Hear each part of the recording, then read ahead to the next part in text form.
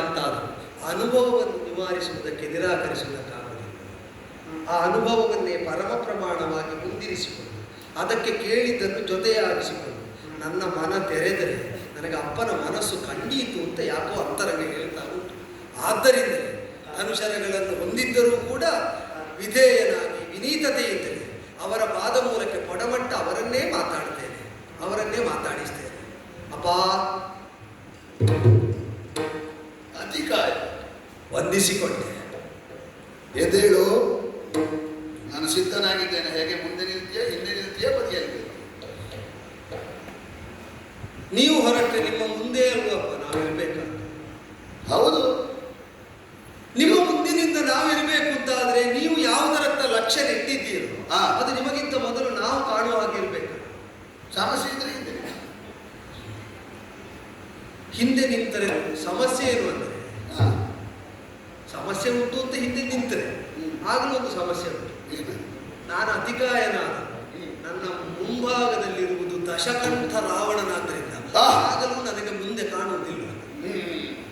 ಅದಕ್ಕೆ ಮುಂದೆ ಹೊರಟ ಅಪ್ಪನನ್ನು ಸ್ವಲ್ಪ ತಿರುಗಿಸಿ ನನಗೆ ಸಮ್ಮುಖನಾಗಿಸಿ ಅವರ ಬಾಯಿಂದಲೇ ನಾನು ಹೊಂದಬೇಕಾದ್ದೇನು ಅಂತ ಕೇಳಿ ಮುಂದಡಿ ಇಡುವ ಅಂತ ಮಾತಾಡುವುದಕ್ಕೆ ತೊಡಗಿದರೆ ಇದು ಸಮಯ ಅಲ್ಲ, ಸಂದರ್ಭ ಅಲ್ಲ ಅಂತ ನಿವಾರಿಸುವುದಾದ್ರೆ ಮಾತೇ ಆಗುತ್ತೆ.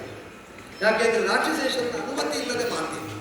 ಈಗ ನೀನು ಹೇಳಿದ್ದನ್ನು ಸುಲಭದಲ್ಲಿ ಸರಳವಾಗಿ ನೋಡುತ್ತದೆ ಎದುರು ನಿಲ್ಲು. ಎದುರು ನಿಲ್ಲುವುದಲ್ಲ ಅಂತ ನಿನ್ನ ವಾಕ್ಯದಲ್ಲಿ ಗೊತ್ತಾಯ್ತು. ನಾನು ಎದುರು ನಿಂತದ್ದು ಅಂತ ಆಗಬಾರದು ಎಂಬುದಕ್ಕೆ ಅಪ್ಪ ನೀವು ಸ್ವಲ್ಪ ತಿರುಗುತ್ತೀರೋ ಅಂತ ಕೇಳಿ. ಹಾಗಾಗಿ ಎದುರು ನಿಂತು ಮಾತನಾಡುವುದಲ್ಲ ಅಂತಾದ್ರೆ ಲೋಕದಲ್ಲಿ ರಾವಣನ ಅಧೀನದಲ್ಲಿರುವಂತಹ ರಾಕ್ಷಸರ ಮಾತು ಕೇಳಬೇಕು ಅಂತ ಇಷ್ಟು ಶ್ರಮಿಸಿದವರು ನನ್ನ ಸಭೆಯಲ್ಲಿ ನನ್ನ ಮಾತಾಡಬಾರ್ದು ಅಂತ ಹೇಳಿದ್ರು. ಮಾತ್ರ ಎದುರಾಗಿರುವುದು ವಿರೋಧಾತ್ಮಕವಾದದ್ದು ಅಂತ ಗಮನಿಸುವುದಕ್ಕೆ ನೀವು ಹೊರಟದ್ದಾದರೆ ಈಗ ರಾಮ ವಿರೋಧ ಅದು ಗಮನಯೋಗ್ಯವಾದದ್ದು. ಅವ ಶತ್ರುವೇ ಇದ್ದಾನೆ ಈ ಭಾವದಿಂದಲೇ ನೀವು ಹೊರಟದ್ದಲ್ವ. ಈಗ ನಿಮ್ಮ ಪ್ರವೃತ್ತಿಗೆ ವಿರೋಧಾತ್ಮಕವಾದ ಭಾವವೋ ಮಾತೋ ಚಿಂತನೆಯೋ ಈ ಊರಿನಲ್ಲಿದ್ದರೆ ಮೊದಲೀಗ ನೀವು ಹೊಡೆದು ಮಲಗಿಸಬೇಕಾದನ್ನು ಅಂತಲ್ಲ, ನಾಶ ಮಾಡಬೇಕಾದದನ್ನು ಒಂದು ಸರಿಯಾದಂತ ಉತ್ತರ ಕೊಟ್ಟೆ ಹೋಗು. ಒಂದು ಸಂಶಯ ಇದ್ದರೆ ಅದರ ನಿವಾರಣೆ ಆಗಿದೆ. ವಿಕಲ್ಪಭರಿತವಾದ ಮನಸ್ಸಿಗೆ ಸಂಕಲ್ಪ ಮಾಡುವುದಕ್ಕೆ ಪೂರಕವಾದ ದೃಢತೆ ಒದಗಬೇಕು. ಹಾಗೆ ಒದಗಬೇಕಾದ್ರೆ ನನಗೆ ನೀವು ಮಾಡಿದ್ದ ಅರ್ಥ ಆಗಬೇಕು, ಕೇಳಿದ್ದು ಅರ್ಥ ಆಗಬೇಕು. ನೀವು ಮಾಡಿದ್ದನ್ನು ನೋಡ್ತಾ ನೀವು ಹೇಳಿದ್ದನ್ನು ಕೇಳುವಾಗ ನಮಗೆ ಎಂಥದ್ದು ಅರ್ಥ ಆದದ್ದು ಗೊತ್ತುಂಟು. ಸ್ವಲ್ಪ ಸಲುಗೆಯಿಂದ ಹೇಳ್ತೇನೆ. ಯಾಕಪ್ಪ ಇದು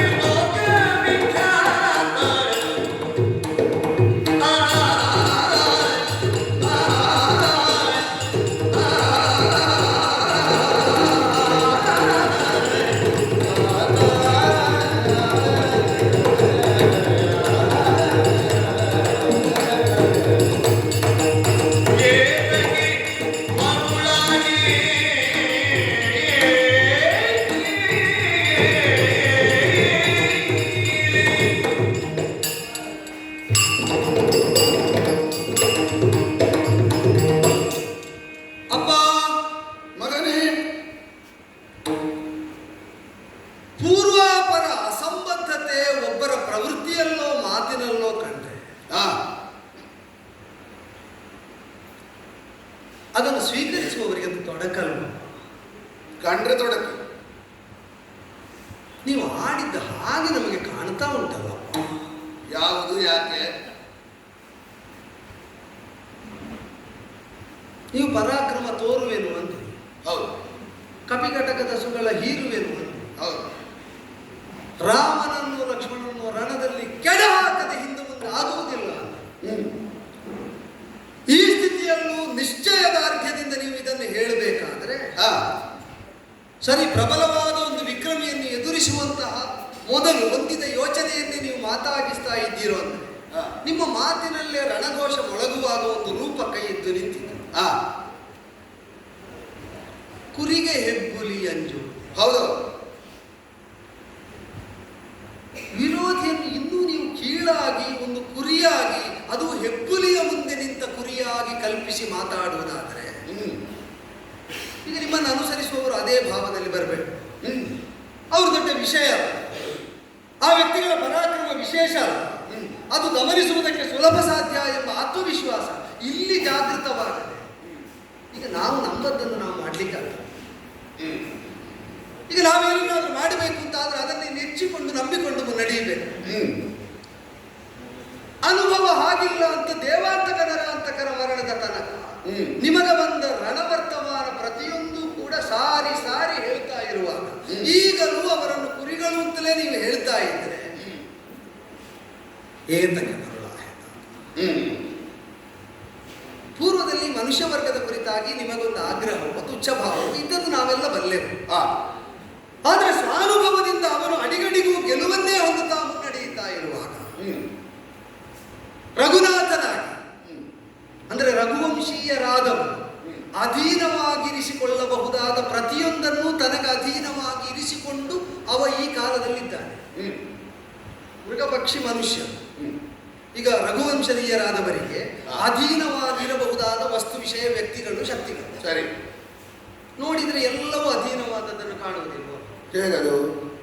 ಈಗ ಮೃಗಗಳು, ಕಪಿಗಳು, ಭಲ್ಲೂಕಗಳು, ಸಿಂಗಳಿಕಗಳು ಎಲ್ಲವೂ ಅವರಿಗೆ ಉಂಟು. ಪಕ್ಷಿಗಳು, ಜಟಾಯುವೆ ಮೊದಲಾದವರಿಂದ ರಣವರ್ತಮಾನ ತಿಳಿದು ಮುಂದೊತ್ತಿ ಬಂದದ್ದು ಅಂತ ನಾವು ಕೇಳ್ತೇವೆ. ಸರಿ. ಈಗ ಮೊನ್ನೆ ನಾಗಾಸ್ತ್ರ ಪ್ರಯೋಗ ಆದಾಗ ಎಲ್ಲಿದ್ದ ಪಕ್ಷಿಯೋ ಗೊತ್ತಿಲ್ಲ, ಒಂದು ಬಂದು ರೆಕ್ಕೆ ಗಲಿಸಿ ಬೀಸಿದ್ದು ಗೊತ್ತುಂಟು, ರಾಮ ಲಕ್ಷ್ಮಣರು ಎದ್ದು ಕುಳಿತಿದ್ದಾರೆ ಅಂತ ವರ್ತಮಾನವೂ ಬಂದಿದೆ. ಹೌದಲ್ಲ? ಹೌದಲ್ಲ. ಈಗ ಈ ಪಕ್ಷಿಗಳೆಲ್ಲ ರಾಮನಿಗೆ ಅಧೀನವಾಗಿ ವರ್ತಿಸುವುದು. ಮೃಗ ಪಕ್ಷ, ಮನುಷ್ಯ ವರ್ಗದಲ್ಲಿ ಅತ್ಯಂತ ಸುಸಂಸ್ಕೃತವಾದ ನೆಲೆ ಅಂತ ನಾವು ಮಾನಿಸುವುದು. ಈಗ ವರ್ಣಾಶ್ರಮ ವ್ಯವಸ್ಥೆಯಲ್ಲಿ ಆಶ್ರಮ ಜ್ಯೇಷ್ಠತೆ ಸನ್ಯಾಸ, ವರ್ಣಜ್ಯೇಷ್ಠತೆ ಬ್ರಾಹ್ಮಣ ವರ್ಗ ಅವನಿಗೆ ಅಧೀನವಾಗಿ ಉಂಟು. ಸನ್ಯಾಸಿಗಳು ಋಷಿಮುನಿಗಳಾದವರೆಲ್ಲರೂ ಕೂಡ ಅವನನ್ನು ಪ್ರಭು ವಿಭೂ ಅಂತ ಅಂಗೀಕರಿಸಿ ಅನುಮೋದಿಸಿದ್ದನ್ನು ಅವರ ಬದುಕಿನ ಇತಿವೃತ್ತದಿಂದ ನಾವು ತಿಳಿಯುತ್ತೇವೆ. ಈಗ ಮೃಗ ಪಕ್ಷಿ ಮನುಷ್ಯಾಣ ನಿಗ್ರಹಾನುಗ್ರಹೇಶ್ವರ ಇಕ್ಷ್ವಾಕು ವಂಶಸ್ಥನಾದ ರಘುನಾಥನಾದವನು ಇರಬೇಕಾದ.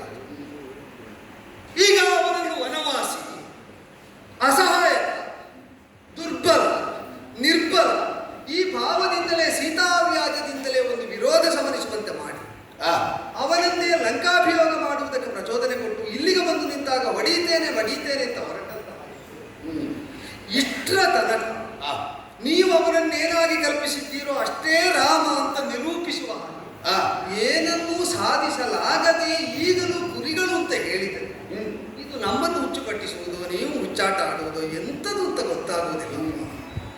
ಏತಕ್ಕೆ ಮರಳ ಆ ರಘುನಾಥನಲ್ಲಿ ಕಲ ಈಗ ಒಪ್ಪಬಾರದು ಅಂತಿಲ್ಲ. ಈಗ ವಾಸ್ತವವನ್ನು ನಾವು ಅಂಗೀಕರಿಸಿ ಈಗ ನಾವೇ ಸೋಲಿಸ್ತೇವೆ ಅಂತ ಇಲ್ಲಿಗೂ ನಾವು ಹೊರಡುತ್ತೇವೆ. ಈಗ ನಿಮ್ಮ ಬದುಕಿನಲ್ಲೂ ನಾನು ದೃಷ್ಟಾಂತ, ನೀವು ತಂದೆ ನಾನು ಮಗನಾದ್ದರಿಂದ ಹೆಚ್ಚು ವಿಸ್ತರಿಸುವುದು. ಗೆಲ್ಲುತ್ತೇನೆ ಅಂತ ಹೊರಟಲ್ಲಿ ನಮ್ಮ ಕೈ ಕೆಳಗಾದ ಕಾಲದಲ್ಲಿ ಅದು ತನಕ ಒಪ್ಪದ ಅವರ ಪಾರಮ್ಯವನ್ನು, ಹಿರಿತನವನ್ನು, ಶ್ರೇಷ್ಠತೆಯನ್ನು, ಜ್ಯೇಷ್ಠತೆಯನ್ನು ಒಪ್ಪಿ ಪೂರ್ವದ ನಿರೂಪಕ್ಕಿಂತ ಭಿನ್ನವಾದ ಮನಸ್ಥಿತಿಯನ್ನು ಹೊಂದಿ ಅವ ಏನೂ ಇಲ್ಲ ಎಂಬ ಭಾವದಿಂದ ಅವ ನಮಗೆ ಸಲ್ಲುವವನು ಎಂಬ ಭಾವದಿಂದ ಸ್ವೀಕರಿಸಿದ್ದಿಲ್ಲ. ಈಗ ರಾಮನನ್ನು ನಿಮ್ಮ ಒಳಗೆ ಸ್ಥಿತವಾದ ಭಾವಕ್ಕಿಂತ ಭಿನ್ನವಾಗಿ ಅನುಭವವನ್ನು ಪ್ರಮಾಣವಾಗಿಸಿಕೊಂಡು ಅವ ಯಾವೆಲ್ಲ ನೆಲೆಯಲ್ಲಿ ಪ್ರಕಟನಾಗಿ ತನ್ನನ್ನು ತಾನು ನಿರೂಪಿಸಿದ್ದಾನೋ ಅದನ್ನು ಒಪ್ಪುವಲ್ಲಿ ನೀವು ಯಾಕೆ ಹಿಂದೆ ಹಿಂಜರೀತಾ ಇದ್ದೀರಿ ಅಂತ ಗೊತ್ತಾಗ್ತಾ ಇಲ್ಲ. ಸಕಲ ಲೋಕೈಕ ನಾಯಕನಾಗಿ ಕಾಣಿಸಿದ್ದಾರೆ. ಈಗ ಅದನ್ನು ಒಪ್ಪುವಲ್ಲಿ ಇದು ತನಕ ನೀವು ಉದಾರಿಗಳಾಗಿ ಒಂದು ವಚನದಿಂದಲೂ ಇಲ್ಲ. ಈಗ ಸಕಲ ಲೋಕೈಕ ನಾಯಕತ್ವ ನಮ್ಮದಾಗಬೇಕು ಅಂತ ನಾವು ಹೊರಟದ್ದು. ನಮ್ಮ ಸ್ವಾನುಭವದಲ್ಲೇ ಅದನ್ನು ನಿವಾರಿಸಿ ನಿರಾಕರಿಸಿ ನಿಂತಹ ಪ್ರಭುತ್ವವನ್ನದುಂಟು. ಈಗ ರಾವಣೇಶ್ವರನ ಶ್ವೇತಛತ್ರ ಅಂದ್ರೆ ಯಾವುದಕ್ಕೆ ಸರ್? ಸಂಕೇತ. ಹೌದಪ್ಪ, ನನ್ನ ಗೌರವದ ಸಂಕೇತ. ಸರ್ವಾಧಿಪತ್ಯ, ಸಾರ್ವಭೌಮ. ಅದು ಸಾರ್ವಭೌಮರು ಅಂತ ಭೂಜಾತರಾದವರು ಹೇಳುವುದು ಭೂಮಿಗೆ ಸಂಬಂಧಿಸಿ. ಇದು ನಮಗೆ ಕಲ್ಪಿಸುವುದಕ್ಕಾಗದ ಎತ್ತರವನ್ನು ವಶೀಕರಿಸಿಕೊಂಡ ರಾವಣೇಶ್ವರ ಎಂಬ ಭಾವದಲ್ಲಿ ರಾವಣನನ್ನು ಸಾರ್ವಭೌಮ ಅನ್ನುವುದು. ಈಗ ಆ ಶ್ವೇತಛತ್ರ ಖಂಡನೆ ಮಾಡಿದಲ್ಲಿ ಸಕಲ ಲೋಕೈಕ ನಾಯಕತ್ವವೆಂಬುದು ನಿನ್ನನ್ನು ಖಂಡಿಸಿ ನನ್ನಲ್ಲಿರುವುದು ಅಂತ ನಿರೂಪಿಸುವುದಕ್ಕೆ ಹವಣಿಸ್ತಾನೆ ಅಂತ ಸಾಮಾನ್ಯರಿಗೆ ಅರ್ಥ ಆಗ್ತದೆ.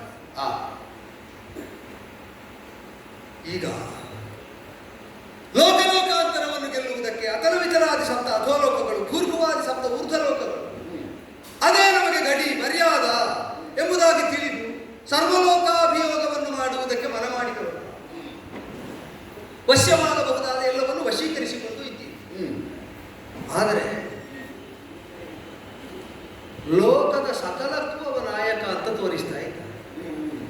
ಸರ್ವಲೋಕೈಕ ನಾಯಕನಾಗುವುದು ಒಂದು. ಈಗ ಸರ್ವಲೋಕಗಳಲ್ಲಿದ್ದ ಸಕಲಕ್ಕೂ ತಾನು ನಾಯಕ ಅಂತ ನಿರೂಪಿಸುವುದು. ಈಗ ಅವ ನಿರೂಪಿಸ್ತಾ ಇದ್ದದ್ದನ್ನು ನೋಡಿ ದೇವತೆಗಳು ನಮ್ಮ ಅಧೀನದಲ್ಲಿ, ದೇವತೆಗಳ ಪರವಾದಂತಹ ಸಹಾನುಭೂತಿಯ ಅನುಗ್ರಾಹಕವಾದಂತಹ ಒಂದು ದೃಷ್ಟಿ, ಸಹಯೋಗ ರಾಮಕೃತ್ಯ ಕುರಿತು ಅಂತ ಒಂದಕ್ಕಿಂತ ಹೆಚ್ಚು ಪ್ರಕರಣದಲ್ಲಿ ನಮಗೆ ವೇದ್ಯವಾಗಿದೆ. ಯಾವುದು? ವರುಣಾಧೀನವಾದಂತಹ ಶರದಿಗೆ ಸೇರಿ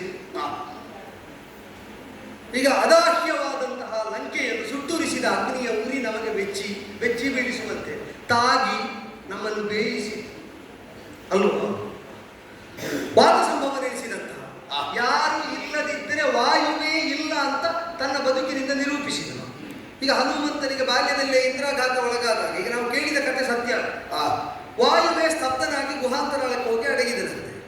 ಹೌದಲ್ಲ? ಬ್ರಹ್ಮಾದಿ ದೇವತೆಗಳು ಬಂದರು, ಅವನನ್ನು ಮತ್ತೆ ಪ್ರಚೋದಿಸಿ ಸಂಚಲನಶೀಲನಾಗುವಂತೆ ಅವನನ್ನು ಮಾಡಿದರು ಅಂತ ನಾವು ಒಪ್ಪುವುದಾದರೆ, ಯಾರು ಇಲ್ಲದಿದ್ದರೆ ಈ ಕಾಲದಲ್ಲಿ ವಾಯು ಸಂಚಾರವೇ ಇಲ್ಲುಂಟು. ಅವ ಸಂಪೂರ್ಣವಾಗಿ ರಾಮನಿಗೆ ವಶ್ಯವಾಗಿ ಹನುಮಂತ ದಾಸಾನುದಾಸ ಅಂತ ಇಲ್ಲಿ ಹೇಳಿದ್ದಾರೆ. ದಾಸೋಹಂ ಕೋಸಲೇಂದ್ರಸ್ಯ ರಾಮಸ್ಯ ಕೃಷ್ಣ ಕರ್ಮಣ ಸಭಾ ಮಧ್ಯದಲ್ಲಿ ಹೇಳಿದ. ಭೂಮಿ ನಮ್ಮ ಭೂಮಿಯಲ್ಲಿ ಅವನದ್ದು ನಡೀತಾ ಉಂಟು. ಈಗ ಭೂಮಿಯೆಲ್ಲ ಅವನ ವಶ ಅಂತ ಹೇಳುವುದಕ್ಕೆ ನಮಗೆ ಬೇರೆ ಎಂಥದ್ದು ಬೇಡ. ಉದಾಹರಣೆ ನೆಲ ನಮ್ಮ ಅಲ್ವೋ? ಅಲ್ಲ, ನಾವು ಮಾಡದೇ ಇದ್ದದ್ದಲ್ಲ. ಯಾವುದು? ಬೇರೆಯವರ ಭೂಮಿಯಲ್ಲಿ ನಾವು ನಡೆಸುವುದು. ಈಗ ಅವ ಮಾಡಲ್ಲ, ಹಿಂದೆ ಮಾಡಿದ್ದಾಯ್ತಲ್ಲ, ನಾನು ಒಪ್ಪಿದನಲ್ಲ. ಈಗ ಸರ್ವಲೋಕೈಕ ನಾಯಕರು ನೀವು ಅಂತ ನಿಮ್ಮನ್ನು ನೀವು ಸ್ಥಾಪಿಸಿಕೊಂಡಿರುತ್ತಾ ಅದು ಊರ್ಜಿತವಾಗಿಲ್ಲ ಅಂತ ನಿರೂಪಿಸುವುದಕ್ಕೆ ನಮ್ಮ ನೆಲಕ್ಕೆ ಬಂದು, ಅಂದರೆ ಲೋಕಲೋಕಾಂತರವನ್ನು ಗೆದ್ದ ರಾವಣೇಶ್ವರನ ನೆಲದಲ್ಲಿ ಕಾಲೂರಿ ಅವನ ಕಿವಿಗೆ ಎಸೆಯುವಂತೆ ಪಂಥಾತ್ಮಾನದ ಧ್ವನಿಯನ್ನು ಮೊಳಗಿಸಿದವರಿಲ್ಲ. ರಾಮ ಮಾತಾಡಲಿಲ್ಲ, ರಾಮ ಸಾಯಕ, ರಾಮ ಕರ್ಮ ಮಾತಾಡಿ ಶ್ವೇತಛತ್ರ ಖಂಡನೆಯಾದದ್ದು. ಅಂದರೆ ರಾಮ ತನ್ನ ಕರ್ತೃತ್ವದಿಂದ ಈ ನೆಲವೂ ನನ್ನದೇ ಅಂತ, ಉಳಿದದ್ದು ಬಿಡಿ ನಿಮ್ಮದು ನನ್ನದೇ ಅಂತ ಹೇಳಿದರೆ ಎಲ್ಲದಕ್ಕೂ ನಾನೇ ಅಂತ ನಿರೂಪಿಸುವುದೇ ಸರ್ವಲೋಕೈಕ ನಾಯಕ.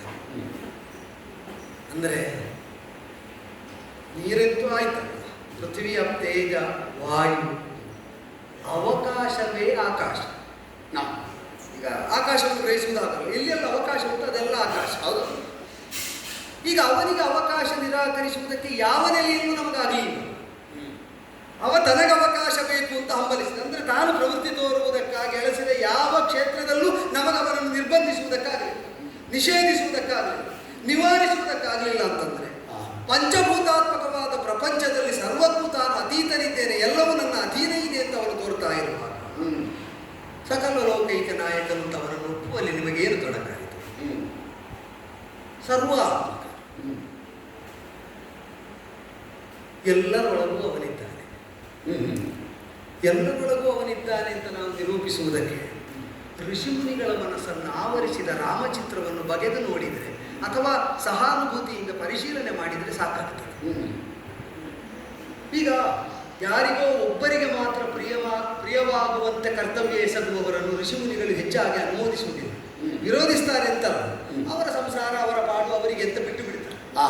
ಅವರು ಆಧರಿಸುವುದೋ ಯಾರನ್ನು ಅಂತ ಕೇಳಿದ್ರೆ ಸರ್ವಾತ್ಮಕನಾದವರನ್ನು, ಎಲ್ಲರ ಒಳಗೂ ಯಾರಿದ್ದಾರೋ ಎಲ್ಲರನ್ನು ಯಾರು ಆಧರಿಸಬಲ್ಲರೋ ಅಂಥವರನ್ನು ಅವರು ಆಧರಿಸ್ತಾರೆ. ರಮಂತೆ ಯೋಗಿನ, ಇದು ನಾವು ಪ್ರಾಜ್ಞರಿಂದಲೇ ಕೇಳಿದ ಮಾತು, ಋಷಿಮುನಿಗಳು ಯಾರು ನಿರಾಕರಿಸದ ಮಾತು. ಯೋಗಿಗಳಾದವರು ಆನಂದ ಹೊಂದುವಂತೆ ರಾಮ ಮಾಡ್ತಾ ಇದ್ದಾನೆ. ರಾಮ ಕೃತ್ಯದಿಂದ, ರಾಮ ವಚನದಿಂದ, ರಾಮ ಸಂಕಲ್ಪದಿಂದ ಯೋಗಿಗನಾನಂದಕಾರಕನಾಗಿ ಅವನು ಪರಿವರ್ತಿತನಾಗಿದ್ದಾನೆ ಅಂತ ಒಪ್ಪಿದರೆ ಸರ್ವಾತ್ಮಕನಿದ್ದಾನೆ. ಸರ್ವರ ರಕ್ಷಿಸುವ ದೈವ. ನಮಗೆ ಕಾಣದೇ ಇದ್ದದ್ದು ಅವನಿಗೆ ರಕ್ಷಣೆಗಾಗಿ ಕಾಣುತ್ತದೆ. ಭಸ್ಮಶಾಯಿನಿಯಾಗಿದ್ದಂತಹ ಅಗೋಚರಳಾದ ಅಹಲ್ಯೆ ರಾಮನ ಪದಾಘಾತಕ್ಕೆ ಈಡಾಗಿ ಎದ್ದು ನಿಂತಿದ್ದಾಳೆ ಅಂದರೆ, ಸರ್ವರ ರಕ್ಷಿಸುವ ಅಂದರೆ ದೃಷ್ಟಾದೃಷ್ಟವಾದ ಎಲ್ಲವೂ ರಾಮಗೋಚರವಾಗಿ ಉಂಟು ಅಂತ ತಾತ್ಪರ್ಯ. ಪಟ್ಟಾಭಿಷೇಕದ ಕಾಲದಲ್ಲಿ ರಾಜ್ಯದಲ್ಲಿ ಸಂಭ್ರಮದಲ್ಲಿ ಭಾಗಿಯಾಗುವುದಕ್ಕಾಗಲಿಲ್ಲ. ಹಾಗೆ ಅಂತ ದಶರಥ ಮೈತ್ರಿಯ ಕಾರಣದಿಂದ ಗಂಗೆಯಿಂದ ದಾಟಿ ಬರುವವರಿಗೆ ಸಹಾಯ ಮಾಡುವುದಕ್ಕೆ ದೋಣಿಗಳನ್ನು ಇರಿಸಿಕೊಂಡು ಗಂಗೆಯನ್ನು ಕೈವರ್ತಕನಾಗಿ ದಾಟಿಸ್ತಾ ಇದ್ದಂತಹ ಗುಹರಿಗೆ ಅವ ಇದ್ದಲ್ಲಿಗೆ ಬಂದು ಮನಸ್ಸಿಗೆ ಆನಂದಗೊಳ್ತಾನೆ.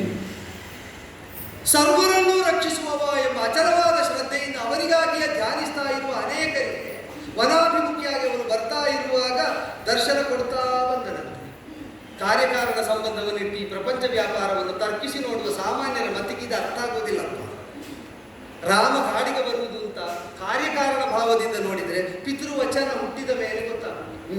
ಪಿತೃವಚನ ಹುಟ್ಟುವುದಕ್ಕೆ ಮೊದಲು, ಶಂಬರಾಸುರನ ವಧೆಗಿಂತ ಮೊದಲು ರಾಮನನ್ನು ಕಾಯುವುದಕ್ಕೆ ತೊಡಗಿದವರಿಗೆ ಇವ ದರ್ಶನ ಕೊಟ್ಟಿದ್ದ. ಈಗ ಪಿತೃವಚನ ಹುಟ್ಟಿದ್ದು ಋಷಿಗಳಿಗಾಗಿಯೋ ಪಿತೃವಚನದಿಂದಾಗಿ ಋಷಿಗಳು ದರ್ಶನ ಸಾವಿರಾರು ವರ್ಷ ಯುಗ ಯುಗಾಂತರದಿಂದ ತಪಸ್ಸು ಮಾಡ್ತಾ ಇದ್ದವರಿಗೆ ರಾಮ ದರ್ಶನ ಪಿತೃವಚನ ಪರಿಪಾಲನೆ ಮಾಡುವಾಗ ಆಗಿದೆ. ಆದವರು ಹೇಳ್ತಾರೆ ಇದಕ್ಕಾಗಿ ನಾವು ಕಾದಿದ್ದದ್ದು ಅಂತ. ಸಾಮಾನ್ಯ ಮತಿಯ ಮಿತಿಯಲ್ಲಿ ಈಗ ನಮ್ಮಂಥವರಾದ್ರೆ ಯೋಚಿಸುವುದು ಸರಿ, 10 ತಲೆ ಇದ್ದು ನೀವು ಈಗ ನಿಮಗೆ ಅದು ಗೊತ್ತಿಲ್ಲದ ವಿಷಯ. ದಶರಥ ಭೂಪತಿ ಹುಟ್ಟುವುದಕ್ಕೆ ಮೊದಲೇ ಕಾಯ್ತಾ ಇದ್ದವರನ್ನು ದಶರಥ ಭೂಪತಿ ಕೊಟ್ಟ ಮಾತಿಗಾಗಿ ಕಾಡಿಗೆ ಬಂದವ ಅದರಿಂದಾಗಿ ಈಡೇರಿಸುವಂತಾಯಿತು ಅಂತ ನಾವು ತರ್ಕಿಸುವಂತಿಲ್ಲ. ಸರ್ವರ ರಕ್ಷಿಸುವ ದೈವನವ. ಸಹದೇವ ಪ್ರಪನ್ನಾಯ ತವಾಸ್ಮೀತಿ ಚ ಯಾಚತೆ ಅಭಯಂ ಸರ್ವಭೂತೇಭ್ಯೋ ದದಾಮಿ ಏತತ್ ಕೃತಂ ನಮಃ. ನಮ್ಮವರಿಗೆ ಹೇಳಿದ್ರು, ವಿಶ್ವವ್ಯಾಪಕವಾದ ಸಂದೇಶವಾಗಿ ಅದನ್ನು ಹೇಳಿದ್ರು. ಅದರಲ್ಲಿ ವ್ಯಕ್ತಿ ನಿರ್ದೇಶ ಇಲ್ಲ. ಸಹೃದೇವ ಪ್ರಪನ್ನ, ವಿಭೀಷಣನಿಗೆ ಮಾತ್ರ ಪ್ರಪನ್ನನಾದರೆ ಅಂತಲ್ಲ, ಪರಿಪೂರ್ಣವಾಗಿ ತ್ರಿಕರಣಗಳಿಂದ ನಿನ್ನವರು ನಾನು ಅಂತ ಯಾರು ಒಪ್ಪಿಸಿಕೊಳ್ತಾರೆ ರಕ್ಷಿಷ್ಯತಿ ಇತಿ ವಿಶ್ವಾಸ. ಈಗ ಶರಣಾಗತಿಯಲ್ಲಿ ಇರಬೇಕಾದ ನಾನು ಯಾರಿಗೆ ಶರಣ ಹೋಗುತ್ತೇನೋ, ಶರಣ್ಯ ಅಂತ ಯಾರನ್ನು ಅಂಗೀಕರಿಸ್ತೇನೋ ಅವನು ರಕ್ಷಿಸ್ತಾನೆ ಎಂಬ ವಿಶ್ವಾಸ, ಗೋತೃತ್ವ ನಿವೇದನ. ನನ್ನೊಳಗಿರುವ ಅಂತರಂಗದಲ್ಲಿ ಗುಪ್ತವಾಗಿದ್ದ ಯಾವುದನ್ನಾದರೂ ಇವನಲ್ಲಿ ತೆರೆದುಕೊಳ್ಳಬಹುದು ಅಂತ ಅವನ ಮುಂಭಾಗದಲ್ಲಿ ನಮ್ಮನ್ನು ನಾವು ತೆರೆದುಕೊಳ್ಳುವುದು. ಅನನ್ಯಗತಿಗಳು, ನೀನಲ್ಲದೆ ಬೇರೆ ಇಲ್ಲ ಅಂತ ಅಚಲವಾದ ಶ್ರದ್ಧೆಯನ್ನು ಹೊಂದುವುದು. ಈ ಎಲ್ಲ ಗುಣಲಕ್ಷಣಗಳಿಂದ ಪರಿಭೂತವಾಗಿ ಯಾರು ಶರಣಾಗುತ್ತಾರೋ, ನೀನೇ ನನಗೆ ಗತಿ ಅಂತ ಯಾರು ಹೇಳ್ತಾರೋ ಅವರನ್ನು ಯಾವ ಕಾಲಕ್ಕಾದರೂ ರಕ್ಷಿಸ್ತೇನೆ ಎಂಬಲ್ಲಿಗೆ ಸರ್ವರ ರಕ್ಷಿಸುವ ದೈವ. ಈಗ ಸಾಧಾರಣವಾಗಿ ಜೀವ ಪ್ರಪಂಚದಲ್ಲಿ ಈ ತೆರನಾದಂತಹ ಪ್ರಪತ್ತಿ ನಾವು ಕಾಣುವುದಕ್ಕೆ ಸಾಧ್ಯ ಇಲ್ಲ. ಈಗ ದೇವರವರು ಅಂತ ಹೇಳಬೇಕಾದ್ರೆ ಅನುಭವವನ್ನು ಆಧರಿಸಿ ಹೇಳಬೇಕು. ಎಷ್ಟು ಪ್ರಬಲನಾದರೂ ಕೂಡ ತನ್ನ ವೈಯಕ್ತಿಕವಾದ ಹಿತಾಸಕ್ತಿ ಎಲ್ಲವನ್ನೂ ಬದಿಗಿರಿಸಿ ನೀನೇ ಹೇಳಿದ ಹಾಗೆ ನಿನ್ನಂತೆ ನೀನು ಒಪ್ಪಿದ್ದನ್ನು ಮಾತ್ರ ಅಂತ ಹೇಳಿ ಯಾರಾದರೂ ತನ್ನನ್ನು ನಿವಾರಿಸಿ ಇನ್ನೊಬ್ಬನನ್ನು ಒಪ್ಪುವುದುಂಟು. ಜೀವ ಪ್ರಪಂಚದ ವ್ಯವಹಾರದಲ್ಲಿ ಇಲ್ಲ. ತಂದೆ ತಾಯಂದಿರನ್ನೇ ಆಗಲಿ ಈಗ ನಮ್ಮ ಜೀವಕ್ಕೆ ಕಾರಣ ಸ್ಥಾನದಲ್ಲಿ ನಿಂತವರು, ಆದರೆ ಅವರಿಗಿಂತ ಭಿನ್ನವಾದ ಆಶೋತ್ತರಗಳು ನಮ್ಮ ಮನಸ್ಸಲ್ಲಿ ಇರುವುದಿಲ್ಲ. ಈ ವಿಷಯಕ್ಕೆ ಇದಕ್ಕೆ ಅಪ್ಪ ಹೇಳಿದಾಗಿಲ್ಲ, ಇದು ಅಮ್ಮ ಹೇಳಿದಾಗಲ್ಲ ಅಂತ ನಮ್ಮ ಪ್ರತ್ಯೇಕತೆಯನ್ನು ನಾವು ಸಾಧಿಸ್ತೇವೆ, ಅನನ್ಯತೆಯನ್ನು. ಆದರೆ ಪರಿಪೂರ್ಣ ಶರಣಾಗತಿಯಲ್ಲಿ ಸ್ವಾತ್ಮ ಪ್ರತ್ಯಯ ಸಂಪೂರ್ಣ ಅವರೊಂದಿಗೆ ವಿಲಯನವಾಗುವುದು, ತನ್ನನ್ನು ತಾನು ಅವರ ಬಳಿಯಲ್ಲಿ ಸೇರಿಸಿಕೊಳ್ಳುವುದು.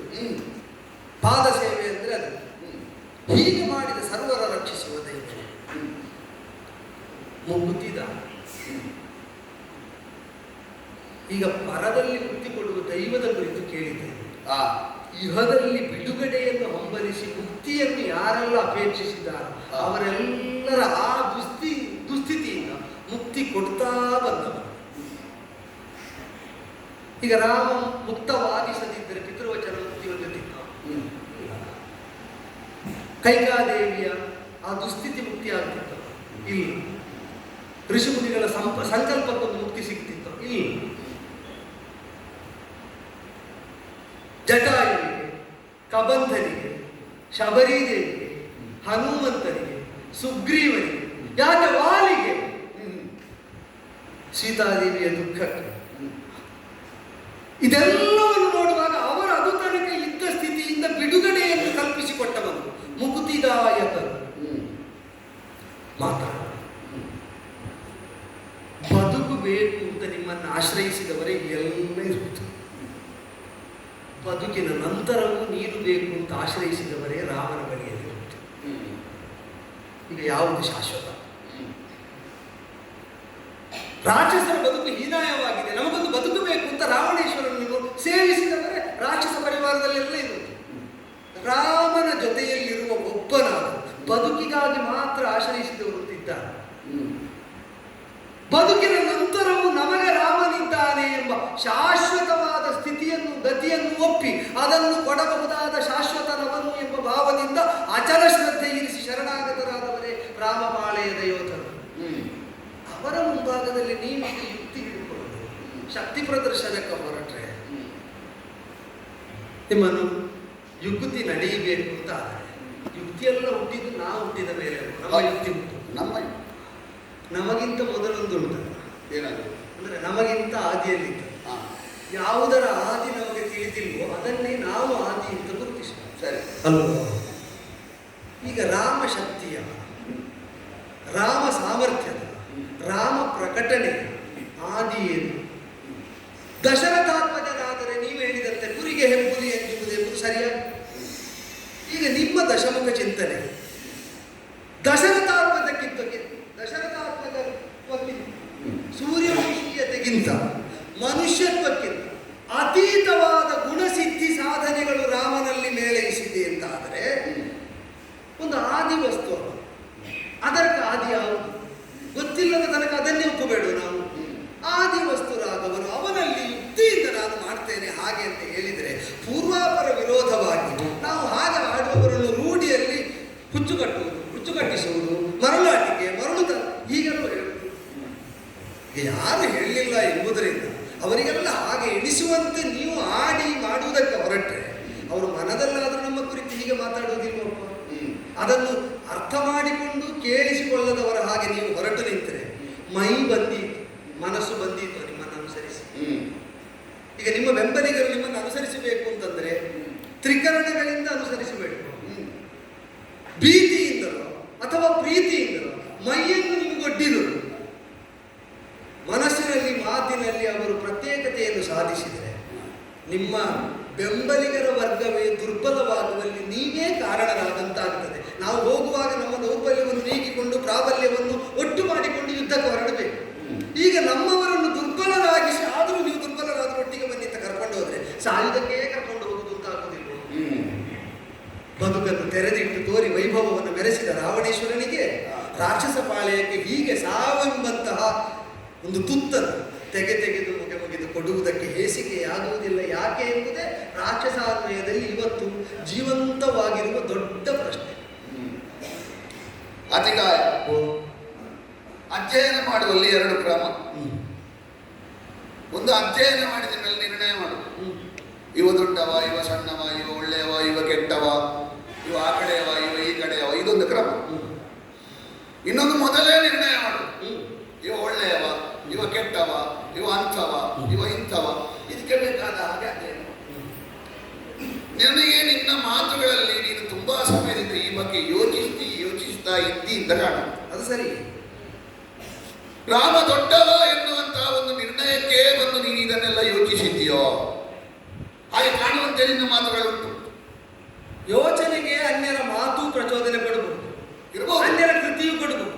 ಆದರೆ ನಾವು ಅದರಲ್ಲಿ ಸಂಲಗ್ನರಾಗುವುದಕ್ಕೆ, ಅದನ್ನು ತ್ರಿಕರಣಗಳಿಂದ ಒಪ್ಪುವುದಕ್ಕೆ ನಮ್ಮ ಅನುಭವಕ್ಕೆ ಅದು ದಕ್ಕಬೇಕು. ಇರಲಿ. ಈಗ ಅನುಭವವು ಹೇಗಿರುವುದು, ನಾವು ಯಾವುದನ್ನು ಆಸಕ್ತಿಯಿಂದ ಅನುಭವಿಸ್ತೇವೋ, ಯಾವುದನ್ನು ನಾವು ಅಧ್ಯಯನಕ್ಕೆ ಬೇಕಾಗಿ ಉಪಯೋಗಿಸ್ತೇವೋ ಅದು ಹೆಚ್ಚು ಪರಿಣಾಮ ಆಗ್ತದೆ ನಮಗೆ. ಕೆಲವೊಂದು ಅನುಭವ ಆದರೂ ಕೂಡ ಅದನ್ನು ನಾವು ಗ್ರಹಿಸೋಣ. ಈಗ ನೀನು ಹೇಳಿದೆ ಕುರಿಗೆ ಹೆಪ್ಪುಲಿ ಅನ್ನುವುದೇ, ನಾನು ಸ್ಪಷ್ಟವಾಗಿ ಹೇಳಿದೆ ಯಾವಾಗ ಜಾಣಬೇಕವ ಕುರಿ ಒಂದು.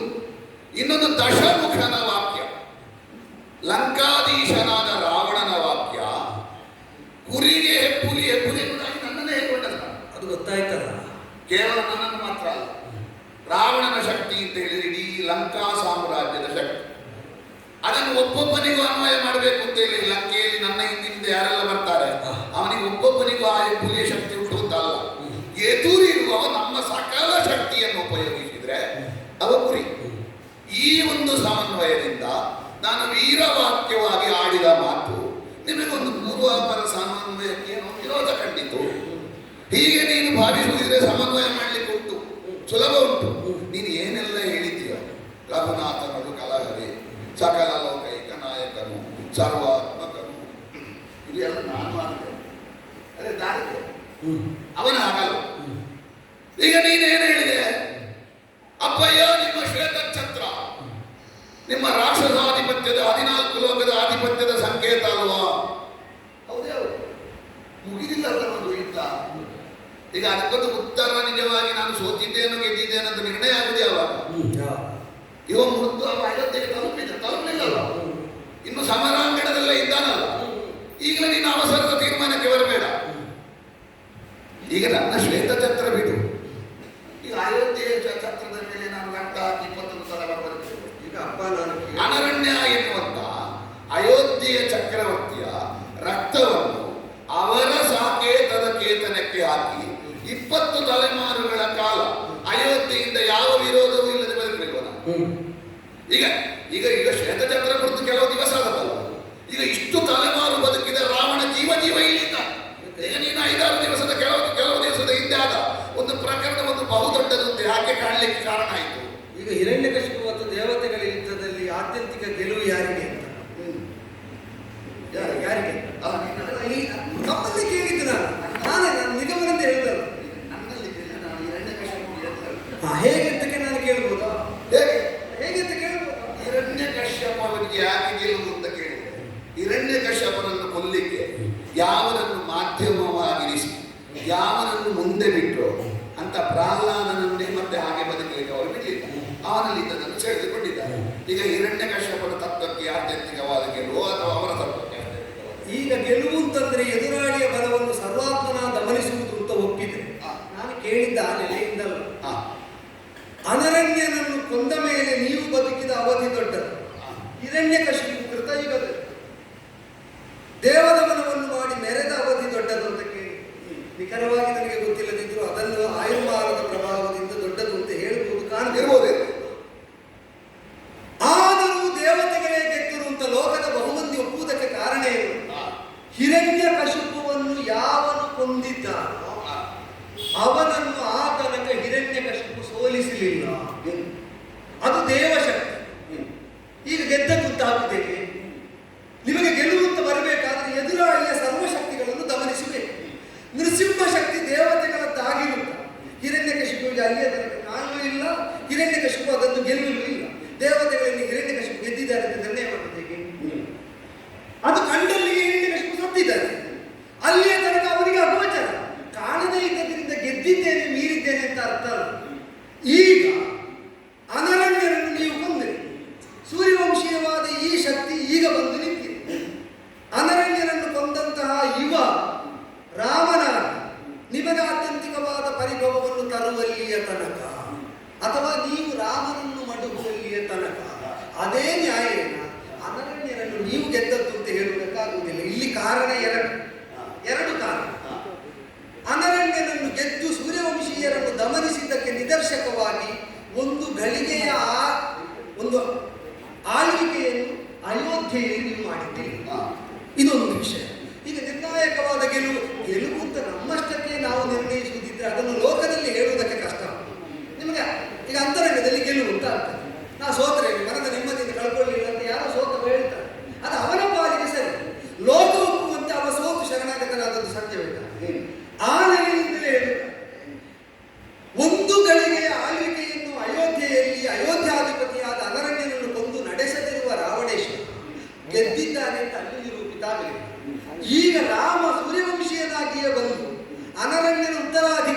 ಯಾವ ಅರ್ಥದಲ್ಲಿ? ಪಟ್ಟಕ್ಕಲ್ಲ, ವಂಶಕ್ಕೆ ಪ್ರಾತಿನಿಧ್ಯ ನ್ಯಾಯದಿಂದ ಉತ್ತರಾಧಿಕಾರಿಯಾಗಿ ನಿಮ್ಮನ್ನು ಸೋಲಿಸ್ತಾ ಇರುವುದು ನೋಡಿದರೆ ಅನರಣ್ಯನ ಜೊತೆಗಿನ ದೂರದ ವಿಪರಿಣಾಮ ಈಗ ನಮಗೆ ಅನುಭವಕ್ಕೆ ಬರ್ತಾ ಉಂಟು ಅಂತ ಅನೇಕ ಹಿರಿಯರು ಗುಸುಗುಸು ಮಾತಾಡುವುದನ್ನು ನಾನು ಕೇಳಿಸಿಕೊಂಡೆ. ನೀನು ಅದನ್ನು ಮಾತಾಡುವ ಹಿರಿಯರನ್ನು ಮಾತ್ರ ಕೇಳಿದ್ರು, ನನ್ನ ಬಗ್ಗೆ ಮಾತಾಡುವ ಹಿರಿಯರ ಬಗ್ಗೆ ಕಿವಿಯೇ ಕೊಡಲಿಲ್ಲ. ನಿಮ್ಮ ಬಗ್ಗೆ ಒಂದು ವೈಚಿತ್ರ್ಯ ಏನು ಗೊತ್ತುಂಟ?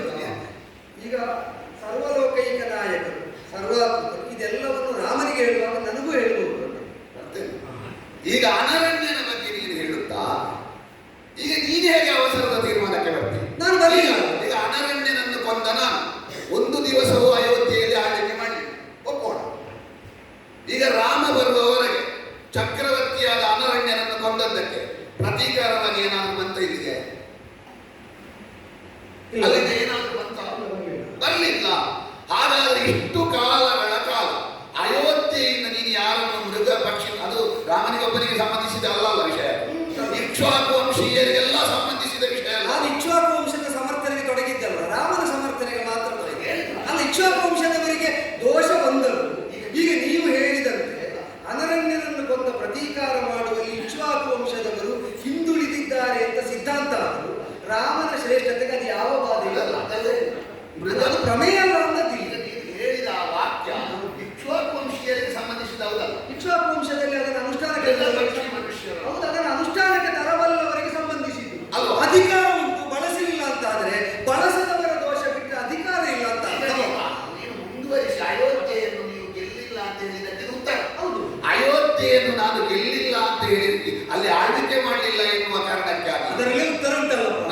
ನೀವು ಅನರಣ್ಯನನ್ನು ಸೋಲಿಸಿದ್ರು, ಅವರ ಪರಂಪರೆ ಅಯೋಧ್ಯೆಯನ್ನು ಆಳುವಲ್ಲಿ ಯಾವ ಆತಂಕವೂ ಬರಲಿಲ್ಲ. ಆದ್ದರಿಂದ ನಿಮ್ಮನ್ನು ವಿರೋಧಿಸಬೇಕಾಗಿಲ್ಲ. ಈಗ ನಮ್ಮ ಪೂರ್ವಜನನ್ನು ಕೊಂದರು, ನಮಗೆ ಪರಂಪರೆಯಿಂದ ಬಂದ ಭೂಮಿ ಆಳುವುದಕ್ಕೆ, ಪರಂಪರೆಯನ್ನು ಪಾಲಿಸುವುದಕ್ಕೆ ಸಿಕ್ಕಿದೆ ಅಂತ ಆದರೆ ಅವರು ಯಾಕೆ ವಿರೋಧ ಮಾಡಬೇಕು? ನೀನು ಅವಸರ ಮಾಡಬೇಕು. ಈಗ ಯೋಚಿಸಿ, ಈಗ ಸೂರ್ಯವಂಶೀಯರ ವ್ಯಾಪ್ತಿಯಲ್ಲಿ ಬರುತ್ತೆ ಕೇವಲ ಅಯೋಧ್ಯೆ ಮಾತ್ರ. ಮೃಗಪಕ್ಷಿ ಮನುಷ್ಯಾಣ ವಿಗ್ರಹಾನುಗ್ರಹೇಶ್ವರ ಕೇಳಿ. ಈಗ ನನ್ನ ವ್ಯಾಪ್ತಿ ಅಯೋಧ್ಯೆಗೆ ಹೋಗಲಿಲ್ಲ ಬಿಟ್ರೆ ಅಯೋಧ್ಯೆ ಬುಡದವರೆಗೂ ಹೋಗ್ಲಿಲ್ವಾ? ಅಯೋಧ್ಯೆಯ ಹತ್ತಿರದ ವನದವರೆಗೂ ಹೋಗ್ಲಿಲ್ವಾ? ಹೌದು. ಈಗ ಅಯೋಧ್ಯೆಯಲ್ಲಿ ಅವರು ನಿರಾತಂಕವಾಗಿ ಆಳುತ್ತಾ ಇದ್ದಾರೆ ಎನ್ನುವುದಾಗಿ ಹೇಳಲಿಕ್ಕಾಗುವುದಿಲ್ಲ. ಯಾಕೆ? ಅಯೋಧ್ಯೆಯ ಗಡಿಯವರೆಗೂ ಹೋದ್ರು ಒಬ್ಬನು ಈಗ ರಾಮನ ವಿಷಯ ಎಲ್ಲ ಇರೋದು ನಾನು ಅದಕ್ಕಿಂತ ಮೊದಲು ಅವರು ಯಾರೂ ಪ್ರತೀಕಾರ ಮಾಡಲಿಕ್ಕೆ ಬರಲಿಲ್ಲ ನನಗೆ. ಹಾಗಾದ್ರೆ ಅಯೋಧ್ಯೆಯ ಅಧಿಕಾರವನ್ನು ಅಯೋಧ್ಯೆಯಿಂದ ನಾನು ಸೆಳೆದುಕೊಳ್ಳದೇ ಇದ್ದು ಅಯೋಧ್ಯೆಯ ಅಧಿಕಾರದಲ್ಲಿ ಹಸ್ತಕ್ಷೇಪ ಮಾಡುವಲ್ಲಿ ಅಲ್ಲಿಯವರೆಗೂ ಸಫಲನಾಗಿ ಉಳಿದಿದ್ದೆ ಅಂತ ಅರ್ಥ. ಈಗ ರಾಮನ ವಿಷಯಿಕವಾಗಿ ಅಯೋಧ್ಯೆಯಲ್ಲಿ ನಿಮ್ಮದು ಎಂತದ್ದು ನಡೆದಿದೆ ಅಂತ ನನಗೆ ಗೊತ್ತಿಲ್ಲ. ಅಯೋಧ್ಯೆಯ ಆಳ್ವಿಕೆಯಲ್ಲಿ ಇದು ಯೋಧರಿಂದ ಗೆಲ್ಲುವುದಕ್ಕಾಗದ ನಾಡೆಂಬ ಕೀರ್ತಿಯನ್ನು ಇಂದಿಗೂ ಉಳಿಸಿಕೊಂಡ ಅಯೋಧ್ಯೆಗೆ ಸಂಬಂಧಿಸಿದ ದಂಡಕಾರಣ್ಯದವರೆಗೂ ನನ್ನ ಅಧಿಕಾರದ ವ್ಯಾಪ್ತಿ ವಿಸ್ತರಿಸಿದೆ ಎಂದಾದರೆ ಅಯೋಧ್ಯೆಯ ನೆಲಕ್ಕೆ ಹೋಗಬೇಕು ಅಂತ ಇಲ್ಲ. ಅದನ್ನು ಕೇಳಲಿಕ್ಕೆ ಅಯೋಧ್ಯೆಯವರು ಬರಲಿಕ್ಕಾಗಲಿಲ್ಲ ಎಂದಾದರೆ ಒಂದು ರೀತಿಯಲ್ಲಿ ರಾವಣನ ಕೈ ಮೇಲಾಯಿತು. ದಂಡಕಾರಣ್ಯ ನಿಮ್ಮದು ಅಂತ ಹೇಳ್ತಾ ಇರುವಾಗಲೇ ನೀವು ಒಪ್ಪದ ಜಪತಪಾನುಷ್ಠಾನಗಳನ್ನು ದೇವಶಕ್ತಿ ಚೈತನ್ಯವರ್ಧಕವಾದಂತೆ ಅನುಷ್ಠಾನಗಳನ್ನು ಆ ದಂಡಕಾರಣ್ಯದಲ್ಲಿ ಋಷಿಮುನಿಗಳು ಮಾಡ್ತಾ ಇರಲಿಲ್ಲ. ನನ್ನ ಕಣ್ಣಿಗೆ ಕಾಣದೆ ಮಾಡ್ತಾ ಇರಬಹುದು. ಆಗಾಗ ಗಮನಿಸಿದ್ದೆ. ಆ ಗಮನಿಸಿದ್ದನ್ನು ಅಯೋಧ್ಯೆಯವರು ಕೇಳಲಿಕ್ಕೆ ಬರಲಿಲ್ಲ. ಆ ನ್ಯಾಯ ನಿಮಗೆ ಮಾತ್ರ. ನನ್ನ ಕಣ್ಣಿಗೆ ಕಾಣದೆ ಮಾಡಿದ್ದನ್ನು ನನ್ನನ್ನು ಮೀರಿದ್ದು ಅಂತ ಹೇಳಲಿಕ್ಕೆ ಆಗುವುದಿಲ್ಲ ಅಂದ್ರೆ ಅವರ ಕಣ್ಣಿಗೆ ನೀವು ಕಾಣದೇ ಇದ್ದು ನಿಯಂತ್ರಕರಾಗಿ ಇಲ್ಲದೆ ಇರುವಾಗ ರಾವಣ ನಮ್ಮನ್ನು ಸೋಲಿಸಲಿಲ್ಲ ಅಂತ ಅಯೋಧ್ಯಾಧಿಪತಿಗಳು ತಿಳಿದ್ರೆ ನಿಮಗಾಗುವ ನ್ಯಾಯ ಅವರಿಗಾಗುವುದು. ದಂಡಕಾರಣ್ಯ ಅವರಿಗೆ ಸಂಬಂಧಿಸಿದ್ದೌದಾ? ದಂಡಕಾರಣ್ಯ ಮಾತ್ರ ಭೂಮಿಯೇ ಅವರಿಗೆ ಸಂಬಂಧಿಸಿದ. ದಂಡಕಾರಣ್ಯ ನೇರವಾಗಿ ಅವರಿಗೆ ಸಂಬಂಧಿಸಿದ್ದೌದಾ? ಅಲ್ಲ, ನಾನು ಹೇಳ್ತೇನೆ ದಂಡಕಾರಣ್ಯ ಸಂಪೂರ್ಣ ನಿಮ್ಮದು ಅಂತ ಆದರೂ ನಾನು ಹೇಳಿದ ಮಾತಿಗೆ ಒಂದಿನಿತ್ತು ಭಂಗ ಬರುವುದಿಲ್ಲ. ಯಾಕೆ ಬರುವುದಿಲ್ಲ? ನಾನು ಅಯೋಧ್ಯ ಎಂಬ ಒಂದು ನಗರದ ಕುರಿತಾಗಿ ಕೇಳ್ತಾ ಇರುವುದು. ಅಯೋಧ್ಯ ಸಾಮ್ರಾಜ್ಯ ಅಂತ ಅದನ್ನು ಅನ್ವಯಿಕವಾಗಿ ಹೇಳುವುದು ಬಿಟ್ಟು ಅಯೋಧ್ಯೆಯ ಸಾಮ್ರಾಜ್ಯ ಅಲ್ಲ, ಅಯೋಧ್ಯ ರಾಜಧಾನಿ. ಸೂರ್ಯವಂಶೀಯರಿಗೆ ರಾಜಧಾನಿಯಾಗಿ ಬೇರೆ ಬೇರೆ ನಗರಗಳಿವೆ. ಪೂರ್ವದಲ್ಲಿ ಅಯೋಧ್ಯೆಯೇ ಇದ್ದದ್ದು ಅಲ್ಲ. ಆ ಕಾರಣದಿಂದ ಸೂರ್ಯವಂಶೀಯ ಪ್ರಭುತ್ವ ಭಿನ್ನ ಭಿನ್ನವಾದ ವಿಧಾನದಲ್ಲಿ ಪ್ರಕಟವಾದ ಈಗ ಯಾವ ನಗರಾಧಿಪತಿಯಾಗಿ ಅಯೋಧ್ಯಾವಾಸಿಯಾದಂತಹ ಅನರಣ್ಯ ಇದ್ದನು ಅವನಿರುವ ನೆಲೆಯನ್ನೇ ನಿಮಗೆ ವಶೀಕರಿಸಲಿಕ್ಕಾಗಲಿಲ್ಲ. ನಾನು ಸಾಮ್ರಾಜ್ಯ ವಿಸ್ತಾರನ ಮಾತಾಡಿದ್ದ